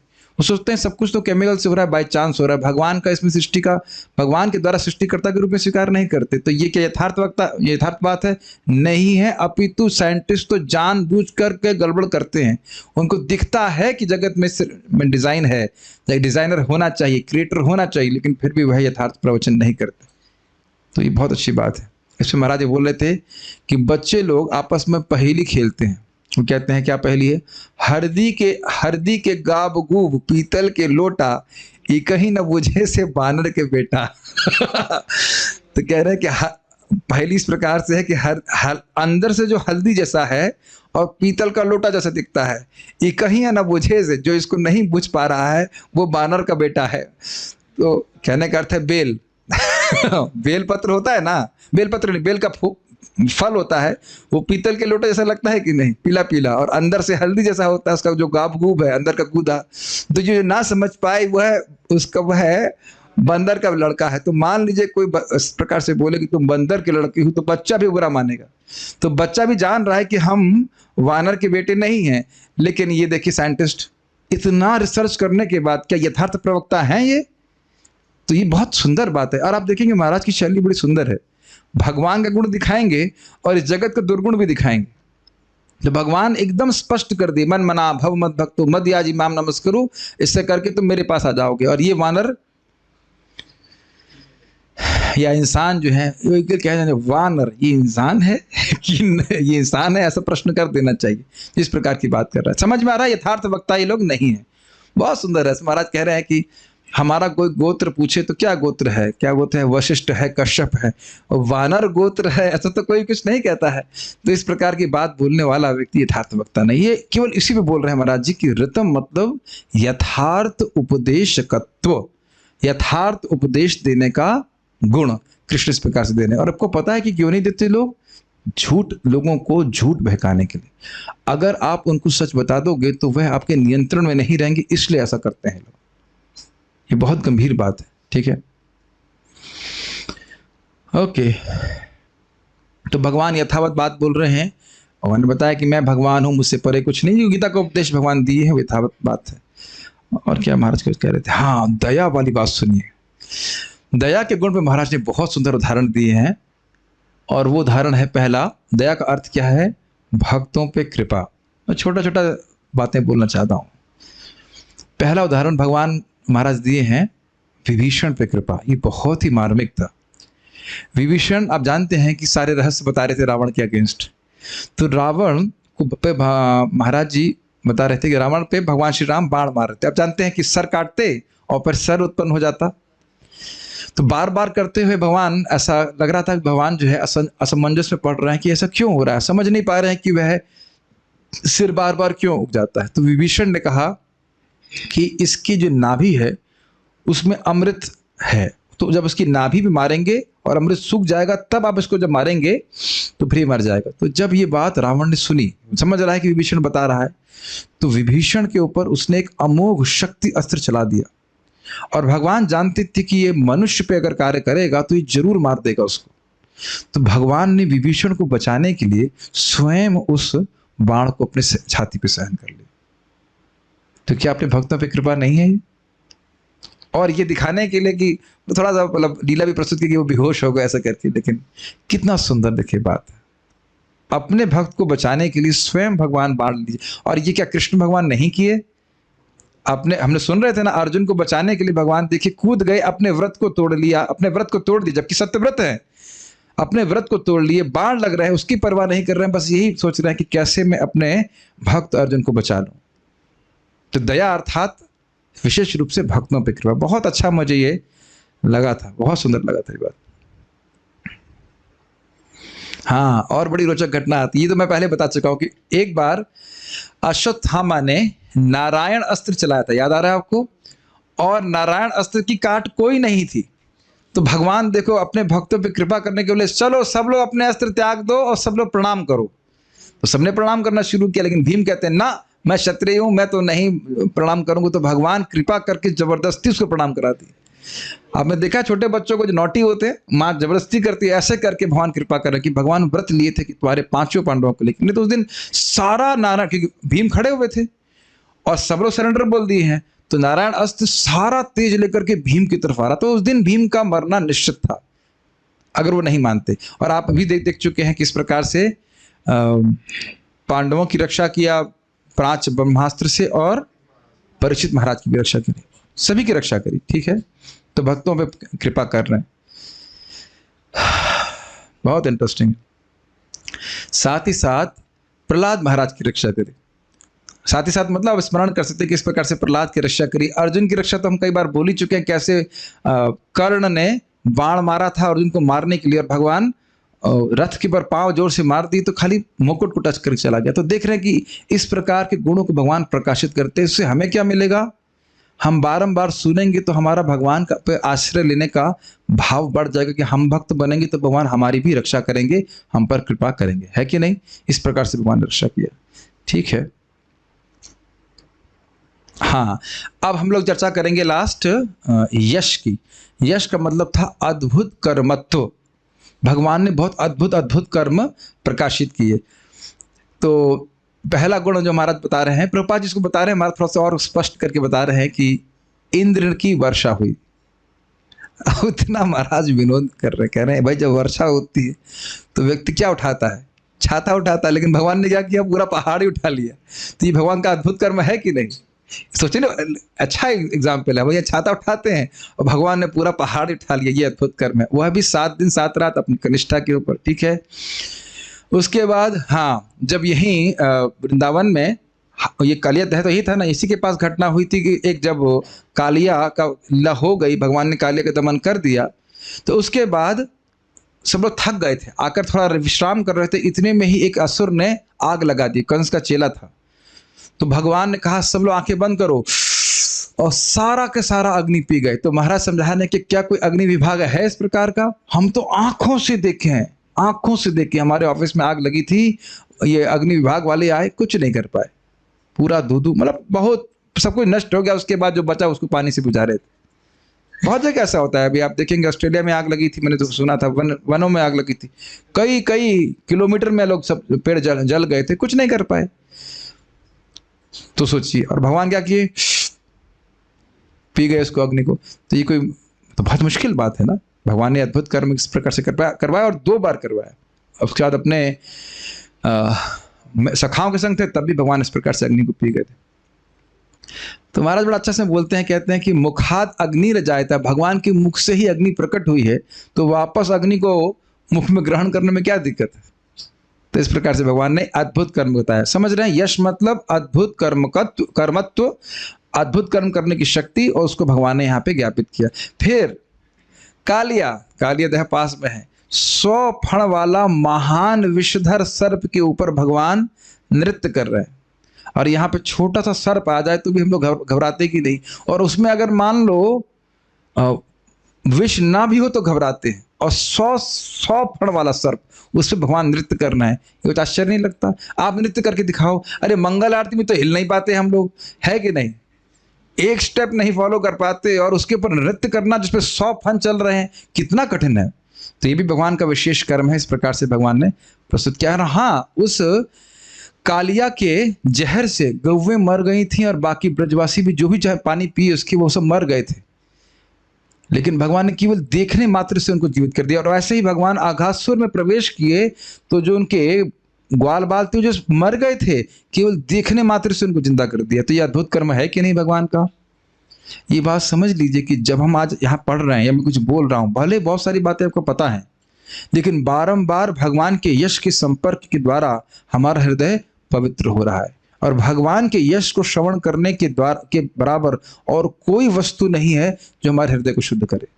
भगवान का नाम, भगवान का यश, इसीलिए रूप गोस्वामी कह रहे थे, नाम रूप चरितात् सुकीर्तनानो बुद्धिमान। और इस प्रकार से वृंदावन में ब्रज में रहना चाहिए। हाँ, और प्रभुपाद इसको बोल रहे हैं अपने तात्पर्य में, महाराज को बड़ा खोल के बता रहे हैं, बड़ा सुंदर। कह रहे हैं कि जब भगवान ने विवाह भी किया तो ये नहीं 1 और 2, 16,108 रानियों से विवाह किया और सबके संग एक साथ रहते थे। यहाँ ये महाराज के शब्द है, सहन कर लीजिए कि भाई एक पत्नी स्वीकार करता है वो ही पालन करने में दिक्कत हो जाती है कि नहीं। और भगवान ने एक एक पत्नी से 10 बच्चे, 10 लड़के और 1 लड़की, है ना, 10 लड़के और 1 लड़की था कि 9 लड़के 1 लड़की था, 10 लड़के और 1 लड़की उत्पन्न किया। और कोई पत्नी नहीं बोल रही थी कि कृष्ण मेरे साथ नहीं है। तो ये भगवान का अद्भुत कर्म भगवान ने प्रकाशित किया था, सिर्फ भागवत में लिखा गया है। और ये सब बातें महाराज चर्चा की, बाकी आप लोग उसको पढ़ लीजिएगा। और हाँ, एक और इंटरेस्टिंग था, बहुत अच्छी बातें बता रहे थे, बलि महाराज के बारे में था कि जब बलि महाराज के पास गए तो उनको बोले कि भाई 3 पग भूमि चाहिए। तो बलि महाराज कहे ऐसा करता हूँ कि कोई असुर को या राक्षस को बुला लेता हूँ, लंबे लंबे पैर लेकर के नाप देगा आपके लिए। तो कहते हैं नहीं नहीं, हम अपने पाँव से नापेंगे। देखिए, तो बलि महाराज कह रहे हैं इस ब्राह्मण की बुद्धि नहीं है, इसको समझ में नहीं आ रहा कितना नापना चाहिए। तो ये भी उनका अद्भुत कर्मत्व है कि भीख मांग के पूरा ब्रह्मांड ही मांग लेंगे। ऐसा तो कोई भिखमंगा नहीं दिखाई पड़ता ना। तो इस प्रकार से भगवान ने किया, और आप जानते ही हैं कि 2 पग में पूरा ब्रह्मांड नाप दिए, 3रे पग में फिर बलि महाराज को भी अपने पास ले ली। तो ये भगवान के अद्भुत कर्म है, और जितना उनके संपर्क में आते हैं मृत्यु शून्य हम रहते हैं और भगवान के धाम जाने के लिए उन्मुख हो जाते हैं। तो इस प्रकार से भगवान कर्म कर रहे हैं। ठीक है, हम वापस सारा दर्शन में जाएंगे। तो अब तो सब कुछ समझना आसान होगा। कुछ याद रहा भगवान क्या प्रकट करते हैं? भग, सत्य प्रतिज्ञत्व, यथार्थ उपदेशकत्व और दया और अद्भुत कर्मत्व। यह 5 चीज भगवान यहाँ पे प्रकाशित करते हैं। सारार्थ दर्शनी 1:10-25। इन साक्षात कृष्ण के अवतारों के अवतरण के काल, देश एवं पात्र के विषय में जिज्ञासा को प्रथमतः काल के वर्णन के द्वारा इस श्लोक से कह रही हैं। मतलब आने वाले श्लोकों में भगवान का अवतार, ये जो कृष्ण साक्षात हमारे सामने हैं, वह किस काल में आते हैं, किस देश में आते हैं और किन पात्रों के बीच में आते हैं, किन के बीच में आते हैं। अगर कोई ये जिज्ञासा करे तो इन श्लोकों के द्वारा वह इन प्रश्नों का उत्तर दे रही हैं। समझ में आया? नहीं समझ में आया? ये कृष्ण जो सामने हैं, ऐसा कृष्ण जो नारियां, कुरु नारियां देख रही ना कृष्ण को, तो कह रहे हैं कि ये जो कृष्ण दिख रहे हैं यह किस समय आते हैं, किस काल में आते हैं, कहाँ आते हैं और किन के बीच में आते हैं। मानो अगर कोई ये जिज्ञासा करे तो यह इन श्लोकों को बोल रही हैं। तो इन श्लोकों का मतलब केवल एक श्लोक में उत्तर नहीं होगा, आने वाले श्लोकों में होगा। तो इस श्लोक में क्या उत्तर हो रहा है? किस काल में भगवान आते हैं। अगले श्लोकों में होगा किस देश में आते हैं और किन के बीच में आते हैं। ये सब आगे आप सुनने वाले हैं। नृपः अर्थात जब कंस आदि राजा गण प्रकट होते हैं। कंस आदि का मतलब हो गया कंस और उनके गुरुदेव जरासंध। जरासंध मम गुरु से बोलता है कंस कि जरासंध मेरा गुरु है। और उसके बाद द्विध, मैं द्विध था ना, द्विध गोरिल्ला था ना, द्विध था। उसके बाद जितने पहलवान थे, क्या नाम था? द्विविध, हाँ सॉरी, द्विविध। और चाणूर, जाणूर और मुष्टिक इत्यादि सब। और Aghasura and party, Bakasura, like that. तो खैर ये सब उनके चेले मान लीजिए। कंस आदि मतलब कंस प्लस होल पार्टी। और अधर्म द्वारा अपने प्राणों का पोषण करते हैं। तब सत्वतः अर्थात विशुद्ध सत्व के द्वारा भगवान विशिष्ट भग अर्थात षड ऐश्वर्य को धारण करते हैं, अर्थात प्रस्तुत करते हैं। अधर्म के द्वारा प्राणों को पोषित करते हैं, समझ में आ गया। बिल्कुल पशु की तरह जी रहे हैं, उनको धर्म से पूरी तरह से अनभिज्ञ है। यही तो हम सुनते हैं, आहार निद्रा भय मैथुनम चा सामान्य में तत् पशु भी नराणाम धर्मो हि तेषाम अधिको विशेषो धर्मेण ही ना पशु भी समना। क्लियर हो गया? धर्म ही छोड़ करके राज्य कर रहा है तो वह बिल्कुल पशु की तरह जी रहा। तो ये कहना चाहते हैं। थोड़ा सोचिए इस पे हल्का सा कि पशु कभी सोचता नहीं ना कि मान लो मैं किसी, जैसे हम यहाँ देखते हैं हमारे गौशाला में कोई बुढ़ी गाय रहती है, कदाचित तो थोड़ी बाहर निकल गई और उसे कुछ घाव हो गया तो कौवे आके उसी घाव से नोचने लग जाते हैं। हमारे लिए कठिनाई हो जाती है तो उसको हम फिर जाली में रखते हैं। लेकिन मैं देख रहा था कि क्या कौवों में इस प्रकार की कोई बुद्धि है, किसी गाय को कितना कष्ट होता होगा। और क्या यही इंसानों में आजकल व्याप्त नहीं हो गया है? जो भी मुर्गा इत्यादि सब कुछ गंदी चीज़ें खा रहे हैं, कभी नहीं सोचते कि कितना कष्ट हो रहा है। और इसी प्रकार से राजा तो कभी सोच ही नहीं रहा है कि इस प्रकार की अधर्म को व्याप्त करा रहा है। तो ये सब उनकी तमोधि के द्वारा है। अपने भविष्य को वह नहीं देख पा रहे हैं कि मैं धर्म कर रहा हूं तो उससे मेरा आगे क्या भविष्य होने वाला है। ऋतम अर्थात सुनृत वाक्य। ऋतम का अर्थात क्या था? यथार्थ उपदेशकत्व। अब इसकी व्याख्या नहीं करेंगे, कर चुका हूं व्याख्या। रूपाणी की व्याख्या कर रहे हैं। रूपाणी अर्थात ब्रज, मथुरा और द्वारकोचित सौंदर्य को प्रस्तुत करते हैं। ये देखिए, रूप का अर्थ थोड़ा अलग लिया है हमने। इससे पहले रूपाणी का अर्थ क्या लिया? हिरण्यकशिपु को मारने वाले नरसिंह देव, वामन देव इत्यादि रूप भगवान प्रस्तुत करते। तो ठीक उत्तर है वो, ठीक अंडरस्टैंडिंग है, सही है वो। लेकिन यहाँ पे वे विशेष रूप से बोल रहे हैं कि भगवान कृष्ण का अवतार कब होता है। कुछ समझ रहे हैं? समझे बात? थोड़ा अंतर है दोनों टीकाओं में। श्रीधर स्वामी कह रहे हैं कि भगवान विभिन्न अवतारों के रूप में अवतरित होते हैं। जब यानी जिस भी सिचुएशन में जब भी राजा लोग अधर्मी हो जाते हैं, भगवान अवतरित होते हैं। लेकिन चक्रवर्ती बात क्या कह रहे हैं? ये साक्षात कृष्ण अवतार कब लेते हैं? जब कंस कुछ ग्रहण कर रहे हैं, कंस इत्यादि जब बढ़ गए थे, तब कृष्ण ने अवतार लिया था। तो कहां कहां अपने रूप प्रस्तुत किए? ब्रज में, मथुरा में और द्वारका में। तो ब्रज और मथुरा में रूप थोड़ा थोड़ा अलग है कि नहीं? तो यहां पे चक्रवर्ती पाद केवल कृष्ण के अवतार का वर्णन कर रहे हैं। कुछ जा रहा है या नहीं समझ आ रहा है? जनरल तो भगवान बोल ही रहे हैं कि हर युग में अवतरित होता हूं, और अर्थात उनके अपने अन्य अवतारों के द्वारा भी आते हैं, ऋषभ अवतार और कपिल देव इत्यादि इत्यादि, और वह ऐश्वर्य प्रस्तुत करते हैं। लेकिन यहाँ चक्रवर्ती बात कर रहे हैं कृष्ण का विशेष, जो साक्षात कृष्ण, अरे जो कृष्ण सामने, ये स्वयं भगवान श्री कृष्ण, वह अवतरित होते हैं। कहाँ? ब्रज, मथुरा, विभिन्न रूपों को प्रस्तुत करते हैं। मतलब अपने ब्रज में भगवान का थोड़ा अलग रूप है कि नहीं? ग्वाल गोपवेश है और मथुरा में क्षत्रिय वेश है। तो इस प्रकार के भगवान अपने रूपों को प्रस्तुत करते हैं। केवल कृष्ण के अवतार के बारे में बोल रहे हैं। अब तो समझ में आ गया होगा जी। और द्वारका उचित, अब ये देखिए थोड़ा समझिएगा। व्रजोचित, मथुरोचित और द्वारकोचित, यानी द्वारका के लिए उचित जो रूप है वह प्रस्तुत करते हैं, मथुरा के लिए जो रूप उचित है वह प्रस्तुत करते हैं, और व्रज के लिए जो रूप उचित है वह प्रस्तुत करते हैं।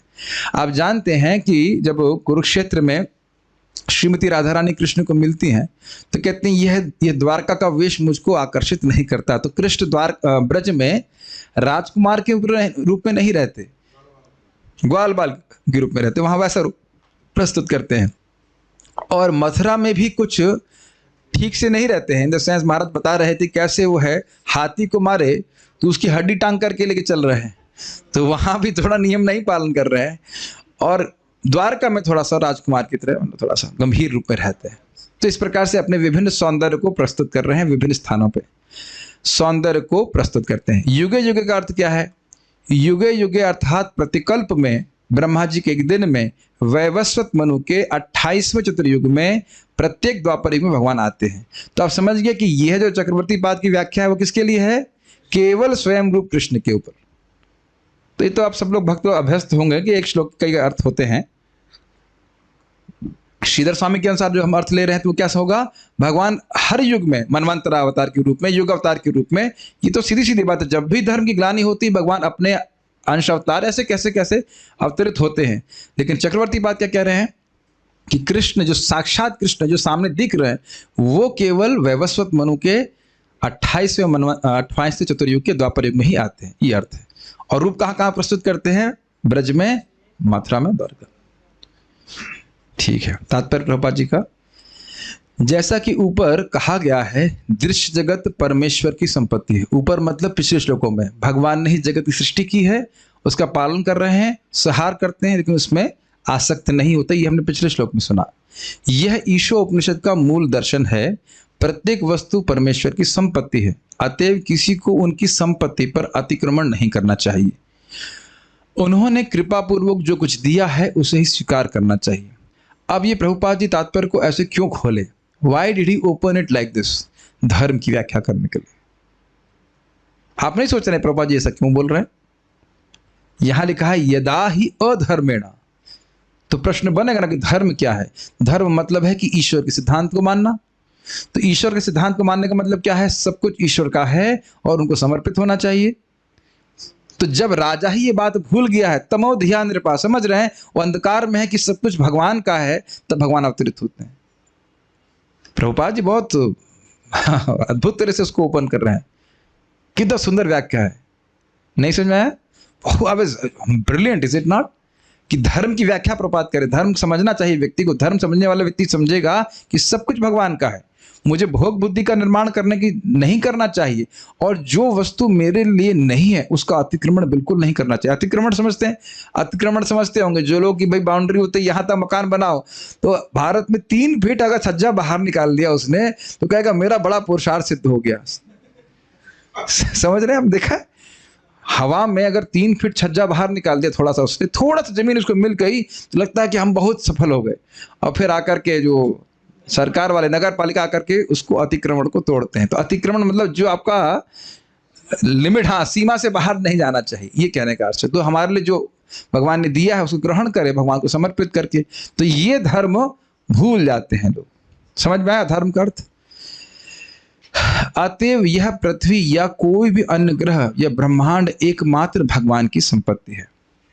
सारे जीव निश्चय ही उनके अंश या संतानें हैं, और इस प्रकार उनमें से हरेक को अपना नियत कार्य करने के लिए उनकी दया पर जीने का अधिकार है। अर्थात ये नहीं है कि किसी व्यक्ति को काटे और व्यक्ति, स्पेशली इंसान, दूसरे को काट कर खा जाए, यह सब तरीका नहीं ठीक है। अतएव जब तक किसी को भगवान से अनुमति प्राप्त ना हो तब तक वह किसी पराय व्यक्ति या पशु के अधिकार पर अतिक्रमण नहीं कर सकता। स्पष्ट है? ठीक है। राजा या प्रशासक भगवान के इच्छित प्रबंध की देख रेख करने के लिए उनका प्रतिनिधि होता है। अभी हमने इसको रेड में क्यों रखा है, समझ गए रेड में क्यों रखा है? राजा का कर्तव्य है कि इस धर्म की स्थापना करे कि सभी लोग समझें कि सब कुछ भगवान का है और उनकी दया से हमको प्राप्त है, और उनको समर्पित करके जितना हमारे लिए रिजर्व किया गया उतना ही ग्रहण करें। आप लोगों को ये बात बहुत सरल लगती होगी, बहुत सहज लगती होगी, लेकिन आप समझ लीजिए या विचार कीजिए कि सारे के सारे पाप क्या इसी धर्म को या इसी बात को ना समझने के कारण नहीं है?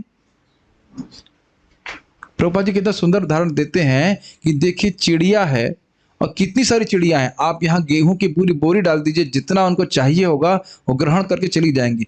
एक चिड़िया भी बोरा नहीं उठाएगी, है कि नहीं? और आप इंसान क्या करेंगे उसमें कोई संदेह है नहीं, पूरा बोरा ले जाएंगे चाहे वो खा ना पाए, है कि नहीं? और उससे तक कहेंगे दूसरा बोरा कहाँ है। क्रीड है कि नहीं? सारी समस्याएं पाप इसी वजह से तो है ना कि व्यक्ति अपने सीमाओं का अतिक्रमण कर रहा है। मूल बात अगर ये समझ ले तो कोई पाप नहीं करेगा जीवन में। तो राजा का ये कर्तव्य है कि स्वयं इसको समझे और प्रजा को भी समझाए। लेकिन तमोधिया नृपः, अंधकार में राजा है तो अंधकार में प्रजा है, कुछ है ना से। अंधेर नगरी चौपट राजा, टके शेर भाजी, टके शेर खाजा। अंधेर नगरी है, राजा भी अंधा है, और इसी प्रकार से भाजी सब्जी भी टका 1 टके में बिक रही है, और क्या खाजा भी 1 टके में बिक रहा है। कहाँ से आ गए? बहुत पुरानी बात थी याद है। अतएव उसे महाराज युधिष्ठिर या परिषद के समान मान्य व्यक्ति होना चाहिए। और आपने युधिष्ठिर महाराज के बारे में क्या सुना था? अजिताश्रय, भगवान कृष्ण के वे आश्रय में रह करके राज्य कर रहे थे, और इसलिए व्याधि आदि कुछ भी नहीं थी। ये हम इसी अध्याय में पढ़ चुके हैं कि नहीं? रोज ही गाते हैं। ये स्थिति है। ऐसे राजाओं को विश्व पर शासन करने का ज्ञान तथा पूरा पूरा उत्तरदायित्व प्रामाणिक पुरुषों से प्राप्त होता था। अब आप इसको कहाँ लेके जाएंगे भगवद गीता में? एवं परंपरा प्राप्तम इमं राजर्षयः विदुः सकालेन महता योगो नष्टः परंपरा। इसलिए गीता का ज्ञान बड़ा जरूरी है भागवत में। भगवान ने कहा सबसे पहले ज्ञान किसको दिया? सूर्यदेव। सूर्यदेव से ही सूर्यवंश चल रहा है, प्रमुख राजा उसमें आए, फिर उन्होंने मनु महाराज को दिया, फिर मनु महाराज ने इक्ष्वाकु को दिया। तो ये प्रमाणिक क्यों है जरा बताइए? मनु महाराज हाँ, क्योंकि सीधे भगवान से उन्हें ज्ञान ग्रहण किया है और उसको ऋतम यथार्थ उपदेश दिया। समझ रहे हैं? यथार्थ एक अभी नहीं किया, अभी कसी नहीं किया। तो जैसे भगवान ने ज्ञान दिया उसको दिया, और किसको दिया गया? राजा को दिया गया। राजा क्यों दिया गया? ताकि प्रजा को भी इस प्रकार का ज्ञान गीता का प्राप्त हो जाए। क्लियर? आगे पढ़ते हैं। लेकिन समय समय पर, और हाँ एक बात बताऊंगा कि इसके अलावा भी ऋषिगण होते थे जो राजा को मंत्रणा देते कि धर्म के संबंध में आपको क्या करना चाहिए। ठीक है, लेकिन समय समय पर आप लोग को हंसी नहीं आती कि इस समय जो प्राइम मिनिस्टर है उनके आसपास कैसे ऋषिगण होते हैं? थोड़ा से हल्का सा मेडिटेशन कर सकते हैं कि जो भी मंत्री है वो ऋषि के रूप में है, और वाकई ऋषि के कपड़ा भी पहने, धोती कुर्ता इस तरह से जो भी, और फिर मंत्रणा क्या निकल रहा है मुंह से, आप सोच लीजिए। तो कहां जाएगा व्यक्ति? ये आप लोगों को बहुत आसान लगता है, लेकिन जो लोग हमको मंत्रणा दे रहे हैं वो एकदम खींच करके सारे के सारे लोग रस्सी लेकर के चाह रहे हैं कि हम कुएं में गिर जाए। मैं मतलब भौतिकतावादियों की बात कर रहा हूं। हम एक कटाक्ष जरूर करेंगे, बुरा जो सुन रहा है वो बुरा नहीं मानेगा। एक भक्त थे, तो उनके घर में वो जब गए तो हमने कहा भाई आप क्यों मंगल आरती के लिए नहीं उठे? तो क्या पापा ने नहीं उठाया? पापा ने क्यों नहीं उठाया? पापा ने कहा बेटा तू सोते हुए बड़ा क्यूट लग रहा था। तो ये गलत है कि नहीं? है कि नहीं? भगवान के सामने, मैं इससे पहले आगे जाऊं छोटे से इस पॉइंट पे बोलूंगा आपको। वो कथा पता है नरसिंह पुराण की आपको ना? एक ब्राह्मण था, वो 4-5 ब्राह्मणियों को अपहरण करके उनका भोग करने के लिए एक खंडहर में लेके गया, एकांत स्थान में, और उसने कहा अरे ये तो बड़ा गंदा स्थान है, थोड़ा साफ कर लेते हैं। कितना सुंदर प्रयोजन लेके गया था ना, मन में कितना सुंदर संकल्प था, और ऐसे ही बहुत पापी था वो। और उसके बाद खंडर में लेके गया, उस खंडर को उसने कहा सफाई कर देता हूँ। क्या बात, अंधेरा है, थोड़ा सा रोशनी कर देते हैं। तो दीपक जला दिया, इतने में राजा के सिपाही आए, उसे गर्दन काट दी। वो सोच रहे थे कि कोई जासूस है, कुछ आया। तुरंत ही वह स्वर्ग की प्राप्ति कर गया। क्यों भाई? क्योंकि वह नरसिंह देव जी का वह मंदिर था जहां पूजा नहीं होती थी, कभी हुई थी। तो सोचे कोई भक्त है, किसी के सामर्थ्य है, मान लो मृदंग बजाए मंगल आरती में, या खड़ा भी है मान लीजिए, कितना भगवान का आशीर्वाद होगा बताइए। भगवान कितना प्रसन्न होते कि नींद छोड़ करके आए। तो कभी कभी हमें देखना चाहिए कि क्या हमको, चाहे कोई भी हो, देखिए क्षमा कीजिए, कोई भी हमको कोई उपदेश दे रहा है, क्या वो शास्त्र के अनुसार है या नहीं? शास्त्र के अनुसार है, वैष्णव के अनुसार है, तो वो हमारे हित के लिए। आज मैं भक्तों को इस प्रकार से रूम में डांटने की सेवा ही हमारी कि आप सबको, आप सब लोग, अगर आप ये मान रहे हो कि हरे कृष्णा अच्छा है, तो अपने बच्चे को क्यों नहीं करने देते हो? या कम से कम धक्का क्यों नहीं मारते कि एक माला तो कर? मेरी बात समझ रहे हैं? जो राजा पे घटित है वही माता पिता पे घटित है। कुछ समझ रहे हैं बात? लेकिन अगर मान लीजिए हमारा लीडर नहीं कोई इस तरह से बोल रहा, तो हमें तो समझ में आना चाहिए ना कि भाई हमारा, मान लो कोई माता नहीं बोल रही, पिता नहीं बोल रहे, राजा नहीं बोल रहा है, हमें तो सोचना चाहिए कि हमारा कल्याण क्या होगा किसी में। आजकल तो सभी लोग इसी प्रकार से है कि नहीं? ये सुन करके, अरे सोचो कि व्यक्ति सोचे कि मैं कृष्ण बलराम के लिए, मैं तो जब कोई नहीं होता मैं उठा लेता हूँ मृदंग की, कोई और नहीं तो हमें तो कम से कम इस मृदंग को भगवान को समर्पित करने का मौका मिल रहा है। कितना बड़ा सेवा है, कितनी बड़ी सुख है। आपको पता है गोलोक में विशाखा जी कृष्ण के लिए मृदंग बजा रहे हैं। ये सुना है? अब ये कृष्ण कीर्तन प्रभु बांग्लादेश के वो बता रहे थे कि मृदंग सीखना कितनी इंपॉर्टेंट बात। मैं एक मृदंग का एग्जाम्पल दे रहा हूं, और आप कुछ भी इसमें जोड़ लीजिए। आप खाना बनाते हैं भगवान के लिए, आप माला बना रहे हो भगवान के लिए, कोई भी कार्य मिल रहा है कृष्ण की सेवा के लिए, कितना बड़ा लाभ है। तो भले अन्य लोग नहीं मिलेगा, लेकिन कम से कम भक्तों के समाज में आकर सुन करके व्यक्ति को उत्साहित होकर के सेवा करना चाहिए कृष्ण की। मैं एक बात बोल रहा था, मतलब ऐसे बुरा मत मानना उसको, लाइक दैट।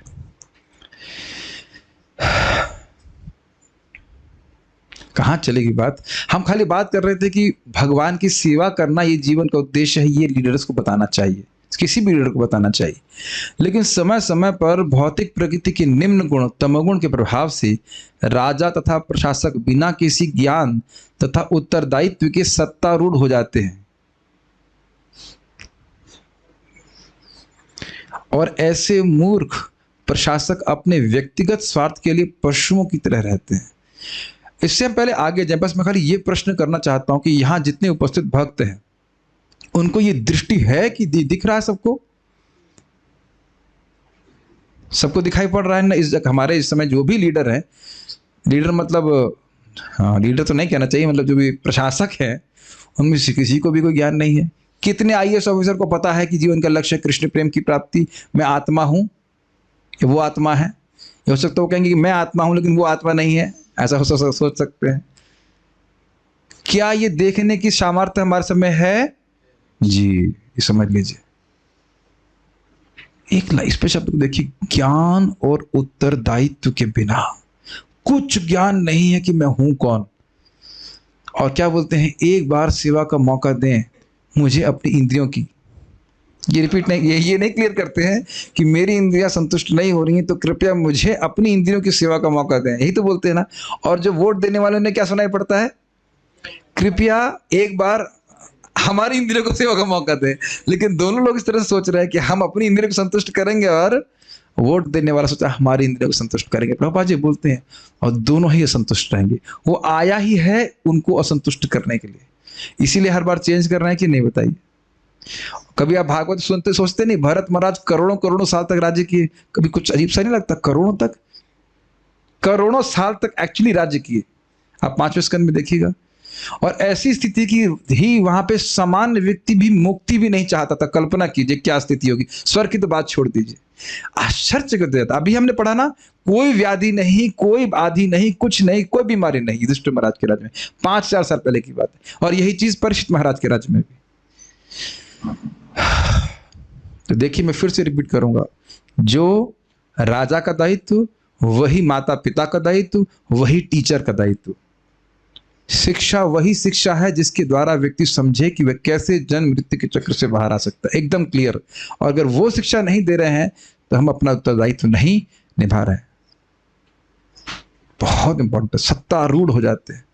ये मैं इसलिए बोल रहा हूं कि प्राय हम जब भक्तों को प्रीचिंग करते हैं तो प्राय उनके माता पिता, मतलब जो एकदम भौतिकतावादी हैं, तो कहेंगे नहीं हमारे बच्चे को बिगाड़ रहे हो, क्या करो, ब्राह्मण बनाओगे हमारे बच्चों को? ऐसा बोलते हैं। घोर अज्ञान है। एक भाई भक्त ने किसी माता जी को, मतलब माता जी ने दूसरी माता जी को, यंग माता जी को गीता दिया। तो जब करने लगी, भक्ति करने लगी, तो उनके माता पिता बोले हम पूरा खानदान लेके तुम्हारे पर चढ़ाई कर देंगे, ये कर देंगे, वो कर देंगे। वो बेचारी घबरा गए। मैंने कहा भाई घबराना क्या, प्रचार कर रही है तो उसका मतलब कुछ तो रिजल्ट आना चाहिए ना। अगर कोई ऑब्जेक्शन नहीं किया तो अपने प्रचार क्या किया फिर, है कि नहीं? कितना अज्ञान है, घोर अज्ञान। इसका परिणाम यह होता है, क्या होता है, राजा पशु की तरह जी रहा है तो क्या परिणाम होता है कि पूरा वातावरण अराजकता, दैट मीन्स अराजकता मीन्स नो डिसिप्लिन, तथा विषाक्त तत्वों से परिपूरित होता है। Poisonous elements. देख रहे हैं ना कैसे भोंडे भोंडे चित्र और फिल्में सब प्रस्तुत हो रही हैं, इसमें कोई रोक नहीं है, कोई रोक नहीं है। और आप कहीं हरे कृष्णा करने के लिए कुछ बोल दी जाए तो कहेंगे ये सब क्या कर रहे हैं आप, हम तो धर्म निरपेक्ष हैं, है ना।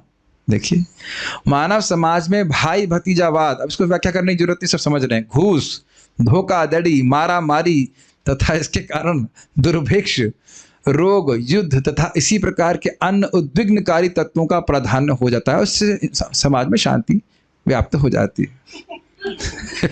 है ना। प्रभुपाद यही कहते हैं, कुत्तों को भर देंगे रूम में तो क्या शांत बैठेंगे। और क्या व्याख्या किया जाए बताइए, समझ गए। भगवान के भक्त या श्रद्धालु लोगों को सभी प्रकार से दंडित किया जाता है। हमारे भक्त यहीं पे कुछ किताब वितरण कर रहे थे, उनको पुलिस पकड़ लेगी छठी करा के। ये सारे लक्षण इस बात के सूचक हैं कि धर्म की स्थापना करने तथा कुशासन का विनाश करने के लिए भगवान अवतार लेने वाले हैं। इससे पहले हम थोड़ा आगे बताएं, एक उदाहरण दूंगा जो आपको हंसेंगे भी और आपको समझ में आएगा कि लोग तमोगुण से कैसे व्याप्त होते हैं। हमारे एक डिवोटी हैं रशिया से, सोफिया माता जी, बहुत अच्छी डिवोटी हैं। तो वो 2 बजे उठती थी हमारे संग जप करने के लिए। तो उनकी 2 लड़कियों को पुलिस, उनकी माँ ने पुलिस में कंप्लेन कर दी कि यह अपने बच्चियों पे अत्याचार करती हैं सुबह 4 बजे उठा करके। और जबकि बच्चियां स्वयं उठना चाहती थी और जब करना चाहती थी, कहती इनको सोने नहीं देती हैं, अत्याचार कर रही हैं। तो वाकई उनके बच्चियों को उसे छीन के लगे पुलिस और उनकी नानी को दे दिया। अब पता नहीं वो कर रहे हैं कि नहीं कर रहे हैं। अब समझ में आ रहा है अंधकार? अब समझ में आ रहा है अंधकार? शास्त्र क्या कहता है कि सूरज के पहले जो उठता है उगने के पहले उसकी उम्र बढ़ जाती है, उसकी बुद्धि तेज हो जाती है। देख रहे, जो धर्म नहीं है, जो अधर्म है, उसी को धर्म मानना। एकदम स्पष्ट क्लियर समझ में आ रहा है, ये स्थिति है। भगवान तो इस प्रकार से दंडित किया जाता, कोई नई बात तो है नहीं। ये सारे लक्षण इस बात के सूचक हैं कि धर्म की स्थापना करने तथा कुशासन का विनाश करने के लिए भगवान अवतार लेने वाले हैं। इस प्रकार से बढ़ता है तो भगवान आते हैं। भगवत गीता में भी इसकी पुष्टि हुई है। भगवान तब भौतिक गुणों से रंच मात्र भी प्रभावित हुए बिना अपने दिव्य रूप में प्रकट होते हैं। और श्लोक को हम कोट कर रहे हैं यहाँ पे, प्रभुपाद व्याख्या कर रहे हैं, सत्वतः की मतलब शुद्ध सत्व में स्थित होते हुए भगवान अपने ऐश्वर्य आदि को प्रकाशित करते हैं। अजोपि सन् अव्ययात्मा भूतानामीश्वरोऽपि सन् प्रकृतिं स्वामधिष्ठाय संभवाम्यात्ममायया। यद्यपि मैं अजन्मा तथा अविनाशी हूँ और यद्यपि मैं समस्त जीवों का स्वामी हूँ, तो भी प्रत्येक युग में मैं अपने आदि दिव्य रूप में प्रकट होता हूँ। तो इस प्रकार से भगवान अपनी दिव्य स्थिति में रहते हुए प्रकट होते हैं। क्लियर से समझाने की जरूरत नहीं है। वे अपनी सृष्टि के राज्य को समान अवस्था में रखने के लिए ही अवतरित होते हैं। क्या अवस्था है समान है? सभी लोग ईश्वर के अनुगत्य रहे। समान अवस्था यह है कि प्रत्येक ग्रह के निवासियों की सारी आवश्यकताओं की पूर्ति के लिए भगवान द्वारा प्रबंध रहता है। ठीक, वे प्रामाणिक शास्त्र में वर्णित विधि विधानों का अनुसरण करते हुए सुखपूर्वक रह सकते हैं और अपने लिए पूर्व निश्चित कर्म करते हुए अंत में मोक्ष प्राप्त कर सकते हैं। बात बहुत सिंपल है, लेकिन हम इसकी व्याख्या बहुत सिंपल शब्दों में कहेंगे। क्या उद्देश्य है? जगत में सबको इंद्रिय तृप्ति चाहिए, तो ठीक है, जो यथा योग्य इंद्रिय तृप्ति व्यक्ति को चाहिए वो प्राप्त करे, लेकिन धर्म छोड़े नहीं। और धर्म करने से क्रमशः उसका हृदय शुद्ध होगा और अंततः वह मोक्ष के लिए चला जाएगा। तो ये सेटअप होना चाहिए किसी भी प्रॉपर समाज का। धर्म छोड़ करके शादी करे, धर्म छोड़ करके पढ़ाई करे, धर्म छोड़ करके बिजनेस करे या और कोई कार्य करे, यह उपदेश शास्त्र नहीं देता। कान में जा रही है बात कि नहीं जा रही है? ऐसा नहीं है कि सब लोग बाबा जी बन जाएंगे, ये इम्प्रैक्टिकल है, असंभव बात है, ऐसा नहीं हो सकता है। ठीक है, और ना कभी हुआ है ना कभी होगा। तो व्यक्ति अपने जो भी वर्णोचित कार्य है वह करे, ब्राह्मण क्षत्रिय वैश्य शूद्र के, लेकिन उसको करते हुए यह उद्देश्य ना भूले कि भगवान को प्रसन्न करना है। भगवान कैसे प्रसन्न होते हैं? सुनने से, कीर्तन करने से, उनके बारे में बोलने से, उनका स्मरण करने से, उनका पूजन करने से। Does it make sense? और ऐसा धर्म का आचरण करेगा तो व्यक्ति क्रमशः मोक्ष की ओर बढ़ता चला जाएगा। मोक्ष मतलब भगवान का धाम। क्लियर हो गया? जब ये पॉइंट भूल गए तो फिर पशु के जीवन में आ गए।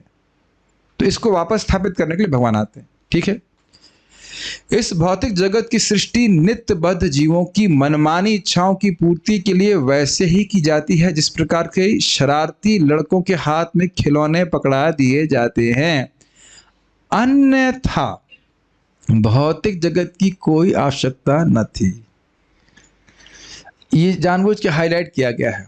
कभी कभी लोग कहते हैं, अरे भाई सब लोग भक्त बन जाएंगे तो जगत कैसे चलेगा? एज इफ जगत चलाने की बहुत जरूरत है। इसको प्रभुपाद जी उदाहरण देते हैं। आप जानते हैं, माता जी लोग जानते होंगे कि जब आप बहुत छोटे थे तो बच्चियों की ये इच्छा होती है कि हम भी खाना बनाएं। आप लोग आजकल की बच्चों की इच्छा नहीं होती होगी, पता नहीं, मुझे पता नहीं, लेकिन होती है। तो माता जी लोग सीधे जानते हैं कि अग्नि के पास बच्ची नहीं जाएगी, तो उसको मिट्टी के वो चकला बेलन होते हैं ना, हम लोग तो खेले हैं इस तरह से, मतलब देखते थे इस पर खेलते हैं, तो उसी पे वो कुछ कुछ खेलते रहते हैं, सोचते हैं हाँ हमने रोटी बना ली, हमने ये कर लिया, हमने वो कर लिया, ऐसे करके। उसी प्रकार से हम लोग क्या चाहते हैं, हम तो शरारती बच्चे हैं सब लोग, इंक्लूडिंग माई सेल्फ। हम क्या चाहते हैं कि मैं केंद्र में रहूं। केंद्र में कौन है आध्यात्मिक जगत में? भगवान। तो अब वो केंद्र में रहना चाहते हो, ठीक है भाई, जगत में चले जाओ। और सब लोग अपने आप को केंद्र में रखने का प्रयास कर रहे हैं इस भौतिक जगत में। समझ में आ गया? ये है हमारी शरारत। This is our naughtiness.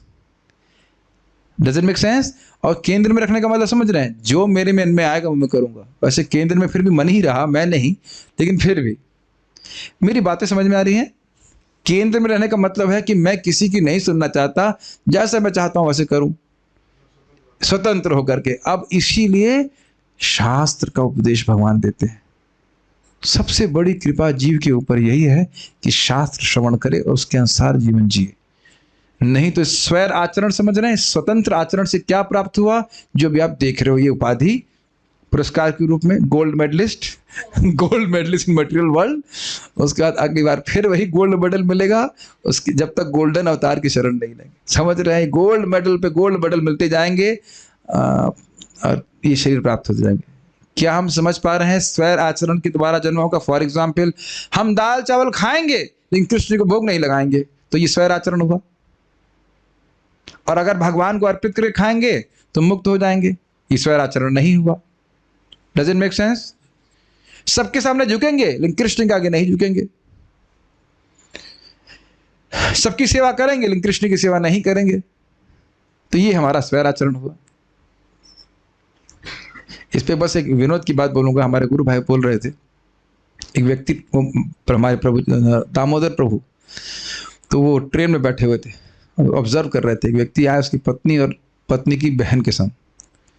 तो पत्नी कहा चाय लेके आओ, चाय ले आए। ट्रेन चालू नहीं थी, समोसा ले आओ, समोसा भी लेके आ गया। फिर ऐसे और कुछ, ये ले आओ, वो ले आओ। बाद में पति एकदम उद्विग्न हो गया। पत्नी भी बोल रही है, साली बोलेंगे, साली भी बोल रही, एकदम उद्विग्न हो गया। कहता है मैं तुम्हारा नौकर हूं क्या? तो पत्नी कहती है हाँ। समझ में आ गया तो बड़ा प्रेम, हाँ।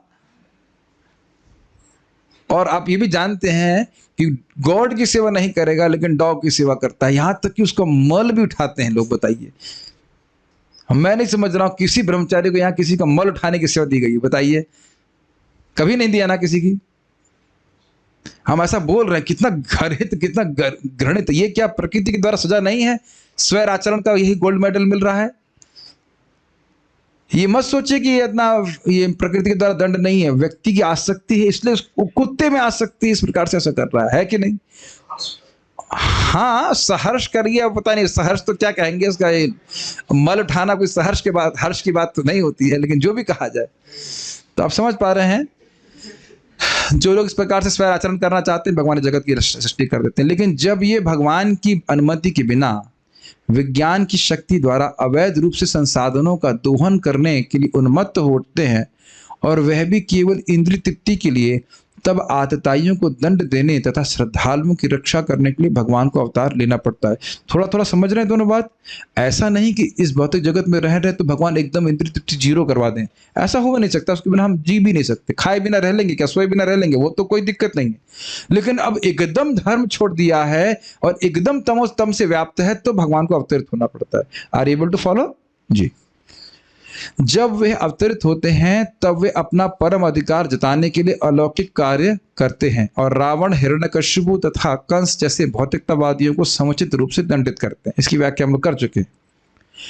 वे इस तरह कर्म करते हैं कि कोई उनकी नकल नहीं कर सकता। यश मतलब अद्भुत कर्मत्व, इसकी व्याख्या भी कर दी। छाता, गोवर्धन, कालिया को मारना, तो अब तो समझना आसान है। उदाहरणार्थ, जब राम के रूप में भगवान प्रकट हुए तो उन्होंने हिंद महासागर पर सेतु बांधा। जब वे कृष्ण के रूप में अवतरित हुए तो उन्होंने बचपन से ही पूतना, अघासुर, शकटासुर, काली और अंत में अपने मामा कंस का वध करके अलौकिक कृत्यों का प्रदर्शन किया। ये सब भगवान के यश का वर्णन हो रहा है। तो प्रभुपाद जी यश इज इक्वल्स टू अद्भुत कर्मत्व की व्याख्या कर रहे हैं। ठीक है। जब वे द्वारका में थे तो उन्होंने 16,108 रानियों से विवाह किया और उन सब से प्रचुर संख्या में संतानें हुई। उनके निजी परिवार के सदस्यों की संख्या कुल मिलाकर 1 लाख तक पहुंच गई और वे यदुवंश के नाम से प्रसिद्ध हुए। 1 लाख से ज़्यादा होना चाहिए ना? 16,108, इसमें 0 लगा दीजिए तो 1,60,000 और प्लस एक लड़की भी, और प्लस उनके भी फिर संतानें 10 हुई थी। करोड़ों में यदुकुल थे और वह भी एक द्वीप में थे। 5 करोड़ तो ऐसे कुछ था, और वह भी एक द्वीप में था। तब कहेंगे ऐसे कैसे होगा? सुने नहीं आपकी सुंदर माधव प्रभु, हो सकता है आपके घर के पास में हो, कि वैकुंठ में मतलब वर्णन है गोलोक वृंदावन, इस गोलोक को, इस वृंदावन के 16 कोस के कोने में वैकुंठ है। आप ढूंढना, मैं कल मजाक करने वाला तरफ से। हाँ, एक कोने में कहीं वैकुंठ है। नहीं, ये तो क्या सत्य बोल रहे हैं, मजाक नहीं कर रहे। इसमें लिखा हुआ है कि इस जिसमें आप, जहाँ पे आप हैं, उसके एक छोटे से कोने में सारे वैकुंठ हैं। प्रभु जी आप ठीक हैं, बुद्धि ठीक है? हाँ जी बिल्कुल ठीक है। चैतन्य चरितामृत में भगवान कृष्ण के ऐश्वर्य के संबंध में आप पढ़ लीजिएगा, 21वें अध्याय। हाँ, कहाँ पे नहीं होता है। अब ढूंढी, हो सकता है घर के बगल में तो नहीं है। प्रभुपाद जी 24 करोड़ प्रभु जी बता रहे हैं। अब जो भी है, बोली लग रही है तो बोली लगना चालू हुई। 5 करोड़, 1 करोड़, 24 करोड़, जो भी है वो 24 करोड़ द्वारका में ही विद्यमान थे। मैं खाली ये कह रहा हूँ, तो जो भी है मैं खाली बोल रहा हूँ कि आश्चर्य मत कीजिए कि 24 करोड़ कैसे द्वारका में अट गए। भगवान का सारा सब कुछ अचिंत है। एक चलिए मैं वो एंड में बोलूंगा। पुनः उन्होंने अपने जीवन काल में भी उन सबको विनाश भी कर दिया। ये अद्भुत कर्म नहीं है? इधर तो आपने देख लिया कि सृष्टि कर रहे हैं, और एक ही दिन में एक साथ इकट्ठा करके सबको ध्वंस कर दिया। वैसे ध्वंस नहीं हुए थे, वो सब अपने धाम में वापस चले गए। ये बड़ा प्रसिद्ध, बड़ा रोचक चैप्टर है। मेरी कभी कभी इच्छा होती है इसको अलग से एक पढ़ाया जाए, लेकिन अभी तक ज़्यादा समय नहीं लगेगा। मैं समझता हूँ 12 साल में हम पहुँच जाएंगे, 12-13 साल तक पहुँच जाएंगे। आप लोग लगे रही, भक्ति करते रहे। वे गोवर्धनधारी हरि के नाम से प्रसिद्ध हैं, क्योंकि 7 वर्ष की अल्प आयु में ही उन्होंने गोवर्धन नामक पर्वत उठा लिया था। तो इसकी व्याख्या भी महाराज से सुन चुके हैं। प्रभुपाद ने बताया कैसे। यहाँ बता रहे हैं कि छाते की जगह भगवान ने गोवर्धन उठा लिया। सॉरी, राइट से नहीं, लेफ्ट वाली उंगली से। उन्होंने उस काल के अनेक अवांछित राजाओं का वध किया और क्षत्रिय के रूप में उन्होंने वीरता पूर्वक युद्ध किया। जैसे कि जरासंध की पिटाई करी 17 बार, और सॉरी 16 बार। और 16 बार क्यों की पता है? हर बार भगवान मारने के लिए उत्सुक होते, बलराम जी मारने के लिए उत्सुक होते। भगवान कृष्ण कहते हैं ऐसा करिए, अभी छोड़ दीजिए इसको, सारे हूण बदमाशों को इकट्ठा करके लगा, ही बैठे बैठे मारेंगे, है कि नहीं? तो इसीलिए छोड़ देते उसको। कितनी इसको बेइज्जती लगती, बड़ा रोचक है, बहुत रोचक लगता है। तो ऐसे मारते। और आपको पता होना चाहिए, कृष्ण बलराम 2 अकेले ही मार देते थे। महाभारत में कुल मिला के 18 अक्षौहिणी, और वह अकेले ही 23 अक्षौहिणी लेके आता था और सबका विनाश कर देते। और इस पे भी जरा विचार कीजिए कि मथुरा कैसी लगती होगी। 23 अक्षौहिणी। वैसे ये भी बात सत्य है कि मथुरा में जो शरीर छोड़ेगा भगवान के पास चला जाएगा, और भगवान स्वयं मार रहे हैं तो फिर क्या उसमें संदेह है? तो सब तो भगवान के पास जा ही रहे हैं। लेकिन ये आश्चर्य बात है, उनका मैनेजमेंट कैसे होता होगा? 23 अक्षौहिणी को मार देना, फिर सबका दाह संस्कार करना। देखो हम सुन लेते हैं, थोड़ा मनन कीजिए। 23 अक्षौहिणी बहुत होता है भाई। हाँ, शायद ये कह रहा है कि शरीर सहित ही भेज देते होंगे, कौन जाने क्या भगवान करते हैं। लेकिन अच्छा, टीका लिख सकते हैं भागवत पे आप। योग्य हो गए स्पेकुलेशन करने के लिए। ठीक है। वे असमूर्ध, उनके समान कोई नहीं, उनसे श्रेष्ठ कोई नहीं थे, जिसका अर्थ है अर्थात अद्वितीय के नाम से प्रसिद्ध है। उनके समान कोई नहीं था, कोई ना तो उनके समान है और ना उनसे बढ़कर है। एक बात मैं बस आगे मैं बोल के कथा को विराम दूंगा। देखिए, कभी कभी मैं कठोर शब्द बोल देता हूँ कि सबको जप करना चाहिए, सुबह उठना चाहिए। उसका प्रयोजन है, निष्प्रयोजन नहीं बोलने की, किसी से कोई द्वेष नहीं है। जब साधना करते हैं इस प्रकार से, तुम्हारी बुद्धि शुद्ध होती है, फिर आपको कथा में रुचि होती है। मुझे बड़ा दुख लगा, मैं नाम नहीं रख रहा हूँ, एक ब्रह्मचारी को बोला कि आप कथा में क्यों नहीं आते? तो बोले हमको समझ में नहीं आता। तो मैं चेहरा देख रहा था उनका। हमने कहा यहाँ तो सब छोटे छोटे बच्चे भी हैं, इन सबको समझ में आ रहा है, और मैं क्या फारसी बोल रहा हूँ? ऐसा कुछ नहीं बोल रहा, हिंदी ही बोल रहा हूँ। क्या ये बात समझ में नहीं आती? बताओ क्या बोल रहे हैं, ऐसे कठिन बात बोल रहे हैं। तब मैं उनके दुर्भाग्य को देख रहा था। हम नाम नहीं रख रहे हैं, बहुत दुर्भाग्य। इतनी बातों को समझ में नहीं आ रही। क्या इसमें बताइए क्या कठिन है? बताइए, कुछ भी तो कठिन नहीं है। और यहाँ तो माता जी की बात है। बताइए, हम मैं सोच रहा था यहाँ हमारे जूम में आप आंखों से देख रहे हैं ना, कैसे 3-3 बच्चे इनके घर में, मतलब बहुत सारे काम होंगे घर के, वह भी भागवत समझ ले रहे हैं। तो उसका मूल बात है कि साधना ठीक से नहीं करते हैं। अगर आप सुबह जाप अच्छे से करेंगे, सार्वभौम प्रभु भी बात बता रहे थे, आप जाप अच्छे से कीजिए, आपकी भगवान बुद्धि ऐसे चेंज कर देंगे, एक ही बार में समझ आ जाएगा। बल्कि ये कहेंगे प्रभु जी कुछ कठिन बोलो, ये तो बहुत आसान बात है। बहुत लोग सोचने भी लग गए होंगे इस तरह से, ठीक है कि नहीं? तो ये एक बहुत दुर्भाग्य, अपना देख लेना चाहिए, प्रयास करना चाहिए समझने का। एनीवेज, तो बस यही प्रयोजन रहता है, और कोई प्रयोजन नहीं है हम कोई किसी को डांटने का या किसी को कुछ कहने का। कुछ प्रश्न देख लेता हूँ कि कुछ प्रश्न है क्या? नहीं, कोई प्रश्न नहीं, ठीक है। लिटिल स्लो, चलिए अब तो होगी कथा। और कोई प्रश्न? श्रीमती राधा रानी कृष्ण से कितनी बड़ी हैं? मुझे नहीं पता, ये सब प्रश्न के।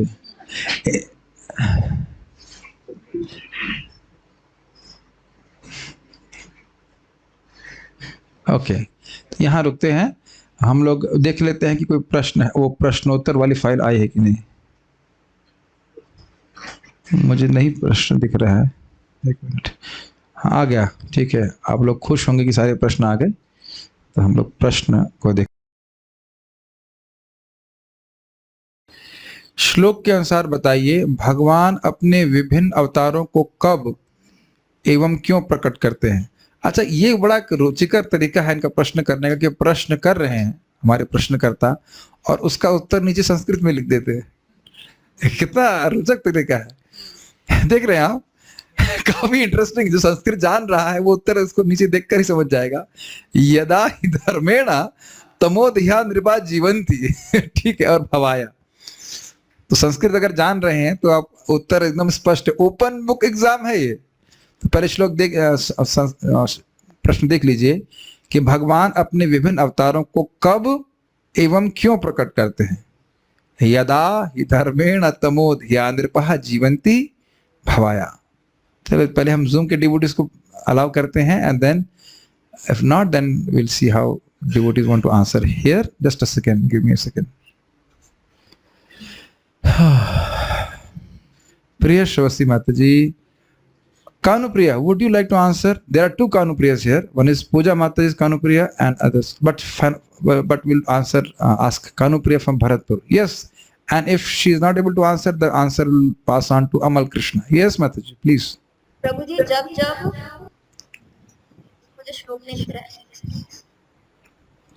श्लोक नहीं दिख रहा है, ठीक है, आप बोलिएगा, हम उसको हाईलाइट कर दे रहे हैं, स्पॉटलाइट बोलिए। जब जब ऐसे राजा जिनकी बुद्धि तमोगुण से व्याप्त है और अपना जीवन पशुओं की तरह बिताते हैं और अधर्म का पालन करते हैं, तो उनका विनाश करने के लिए और जगत का पालन करने के लिए भगवान अवतरित होते हैं। बेटा, आप कल कहाँ थे? इतना अच्छा उत्तर दिया, देखो एक एक शब्द समझा दिया। आप कैसे कहते हो कि आपको समझ में नहीं आता? I feel very bad, you understand everything. Okay, Hare Krishna. आप जब वृंदावन आएंगे will give special prasadam. Good, very nice, ठीक है। श्रीधरी के अनुसार, आप म्यूट कर सकते हैं कानप्रिय। श्रीधरी के अनुसार भगवान जब अवतार धारण करते हैं, आपको उत्तर देना है, ठीक है।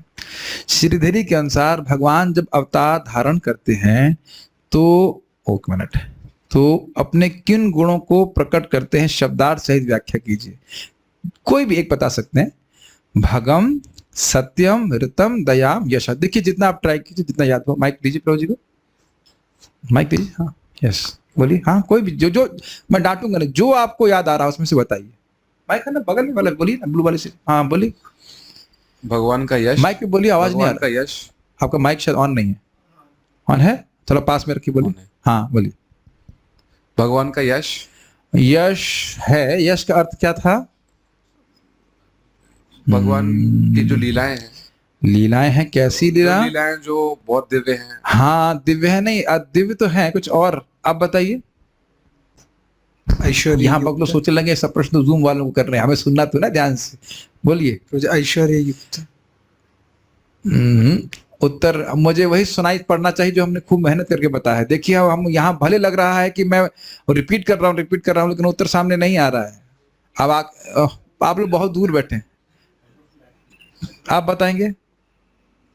जो मैंने बोला यथावत बोलने का प्रयास कीजिए। हाँ, जैसे भगवान ने गिरिराज को। अरे कैसे नहीं, पहले भगम का अर्थ बताओ। यहाँ शब्दों का अर्थ बताइए। भगम मतलब क्या? भगवान का ऐश्वर्य। ऐश्वर्य, ठीक है। ऐश्वर्य मतलब जो यश भगवान ने प्रदर्शित किया। ठीक है। दया मतलब भक्तों पे कृपा। उसके उदाहरण दिए गए थे अर्जुन इत्यादि के, ठीक है। भले शब्दों के अर्थ पूछे जा रहे हैं, कैसे भगवान ने प्रस्तुत किया वो नहीं पूछ रहा हूं। एक आपने बताया दया का अर्थ है भक्तों पे कृपा, और अब बताओ शब्द का अर्थ। सत्यम। सत्यम अर्थात अर्थात सत्य प्रतिज्ञा। सत्य प्रतिज्ञता मतलब जो उन्होंने एक बार कर लिया कि किसी पे निर्भर नहीं है वो। नहीं, जो वचन मतलब। अब देख रहे हैं कि किसी में रितम नहीं है, यथार्थ उपदेशकत्व तो नहीं है, जो बोला गया है उसको नहीं बोल पा रहे हैं। समझ रहे हैं, देख रहे हैं, प्रत्यक्ष समझ रहे हैं, लेकिन बोल नहीं पा रहे हैं। सत्यम का अर्थ क्या था? सत्य प्रतिज्ञ, जो उन्हें प्रतिज्ञा ले ली तो वह सत्य करते हैं। वो इसलिए करते हैं कि स्वतंत्र है, वो सत्य बात है, लेकिन हम खाली इतना बोल रहे हैं। खाली शब्दों का अर्थ याद कीजिए। रितम बोलिए, रितम का अर्थ क्या है? भगवान ने जो प्रतिज्ञा कर ली। नहीं, जो जैसा है एज इट इज वो बोल। हाँ, यथार्थ उपदेश करने की क्षमता। और यश का अर्थ क्या है? माताओं में से किसी को पता है कुछ? यश का अर्थ क्या है? आप बोल दीजिए, मैं रिपीट कर दूंगा। सब शांत। चलिए, अद्भुत कर्मता। अद्भुत कर्मत्व, अद्भुत कर्म करने की शक्ति। बाकी उसका विस्तार तो पूरा चैप्टर है, ठीक है। ये शब्द टिकने चाहिए कान से। घबराइए मत, अभ्यास करिए। ये अब जूम के ऊपर जा रहा है, जूम के डिवोटीज के ऊपर। श्रीधरी के अनुसार जीवंती और सत्वतः की व्याख्या कीजिए। हे भगवान, ये तो कठिन है। लेट्स सी कौन उत्तर देना चाहता है। शशिकांत ब्रो, आपको मौका तो दे सकते हैं, लेकिन आपका नेट अच्छा नहीं है। Let's see we give it a try again. If not then we pass on to prayer Saraswati माता जी। जीवंती और सत्वतः का अर्थ क्या है? मतलब आज के राजाओं का उदाहरण देते हुए उन्होंने कहा है कि पशुओं के जैसा जीवन राजा लोग तमोगुण में रह के व्यतीत कर रहे हैं। और सुनाई पड़ा सबको? मैं हमें आपकी बात रिपीट करनी पड़ेगी।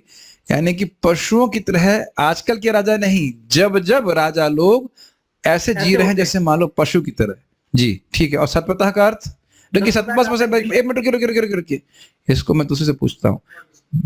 अमल कृष्ण, यस यस, आज हमारे प्रभु जी लोगों की बारी है, बोलिए। सत्वतः का अर्थ क्या है? सत्वतः मतलब अपने शुद्ध सत्वगुण में रहकर वो अपने हाँ, सत्वगुण में रह के। हाँ, सही बात। नहीं, सत्वगुण नहीं, शुद्ध सत्व में मतलब। हाँ, शुद्ध सत्व में। हाँ, ऐसे ऐसे उत्तर देना चाहिए। ये सही नहीं तो वो वाला सही, वो वाला नहीं सही तो अच्छा वो आपने शुद्ध तमोगुण नहीं बोला। ठीक है। शुद्ध सत्व में रहकर क्या करते हैं भगवान?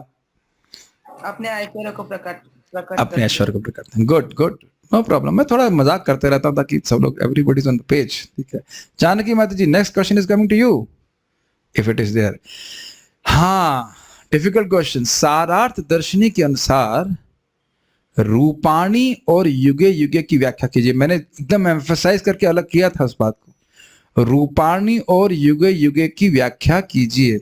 अब हम ये जूम डिवोटी को ही पूछेंगे। ओके, पूजा माता जी इज देयर, जानकी माता ji. So let's give it a chance and then next question is coming to Puja माता ji. You please see the questions already. हाँ जी, बोलिए माता जी। आपकी आवाज नहीं आ रही है? हाँ, अब आ रही है, लेकिन बहुत हल्की आ रही है। फिर भी बोलिए। हाँ,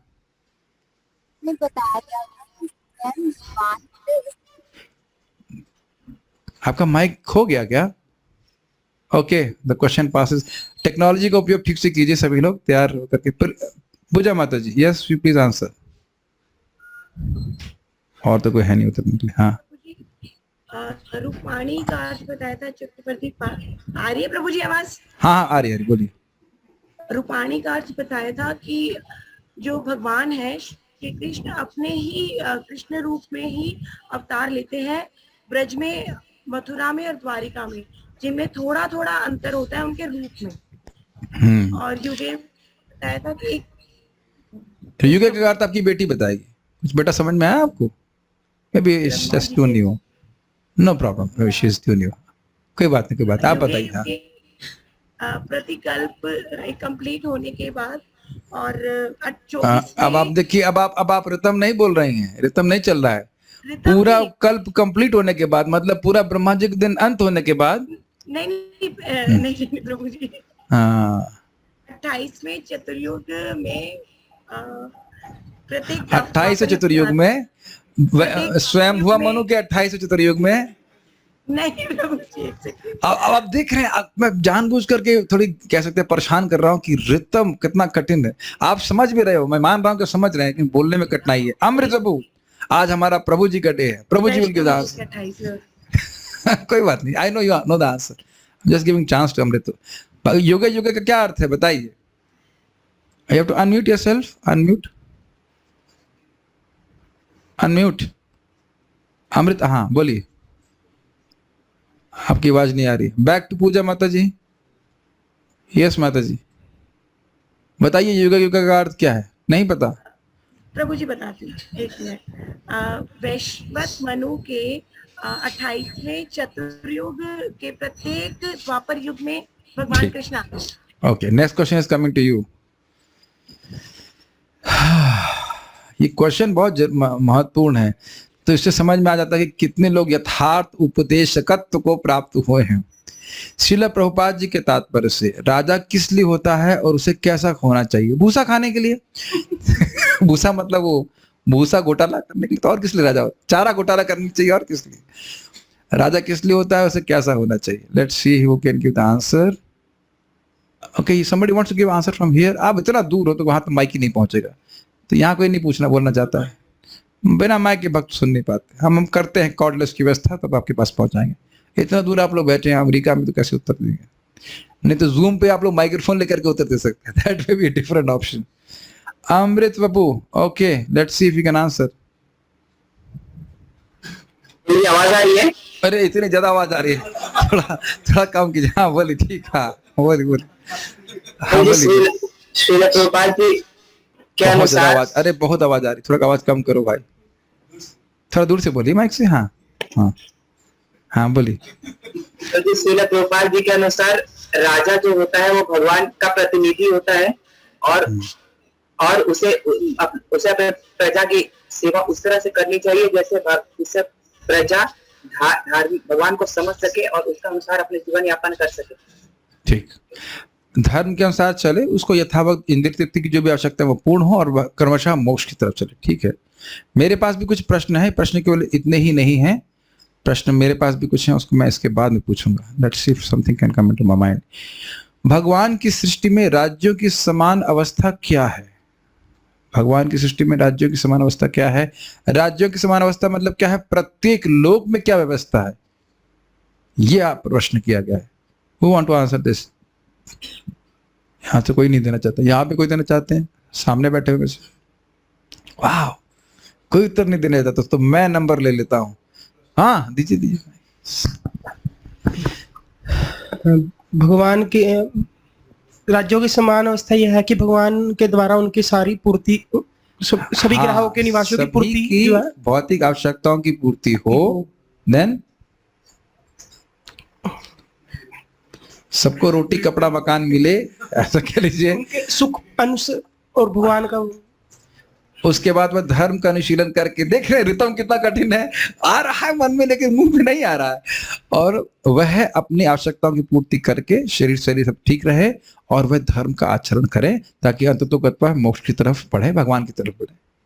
आप देख रहे वही बात हम बार बार बोल रहे हैं, लेकिन मुख से नहीं निकल रही है। ऐसा लगता है अंदर से गायब हो गया जब बोलना चालू किया है कि नहीं? कोई बात नहीं, don't worry. Let's see one more question if this any. भौतिक जगत की सृष्टि क्यों की जाती है, उदाहरण से बताइए। मेरे एंजॉयमेंट के लिए। तो बहुत इजी क्वेश्चन था, इसमें क्या डिफिकल्टी है? ये तो बहुत इजी क्वेश्चन है। वेरी प्रिय शवसी माता जी। Okay, you please answer now. Next one is coming to प्रिय शवा माता जी। हाँ जी, क्या भौतिक जगत मेरे एंजॉयमेंट के लिए नहीं है माता जी? What is the answer? नहीं, ओके बोलिए। प्रभु जी, भौतिक जगत की सृष्टि हमारी इच्छा के कारण हुई है, क्योंकि हम कंट्रोलर या नियंता बनना चाहते हैं। तो जिस प्रकार उदाहरण पूछा है, तो उदाहरण जैसे ले लिया जाए कि अगर बच्चे के हाथ में खिलौना दे दिया जाता है, वह देखिए, इससे पहले कि आप उत्तर दें, मैं आपको उत्तर देना सिखाता हूँ। पहले आपको सिद्धांत बताना होगा, और फिर सभी लोग सुनिए, मैं इनको ही नहीं बोल रहा हूँ, कोई भी कभी आपको कोई प्रश्न करे, पहले आप सिद्धांत बताइए, फिर उसको एक्सप्लेन कीजिए एग्जाम्पल से। पहले आप सिद्धांत बताइए कि जगत की सृष्टि क्यों की गई है। जो कि हमारी इच्छाएं थी कि हम स्वतंत्र आचरण करें भगवान से परे होकर, इसलिए भौतिक जगत की सृष्टि की गई।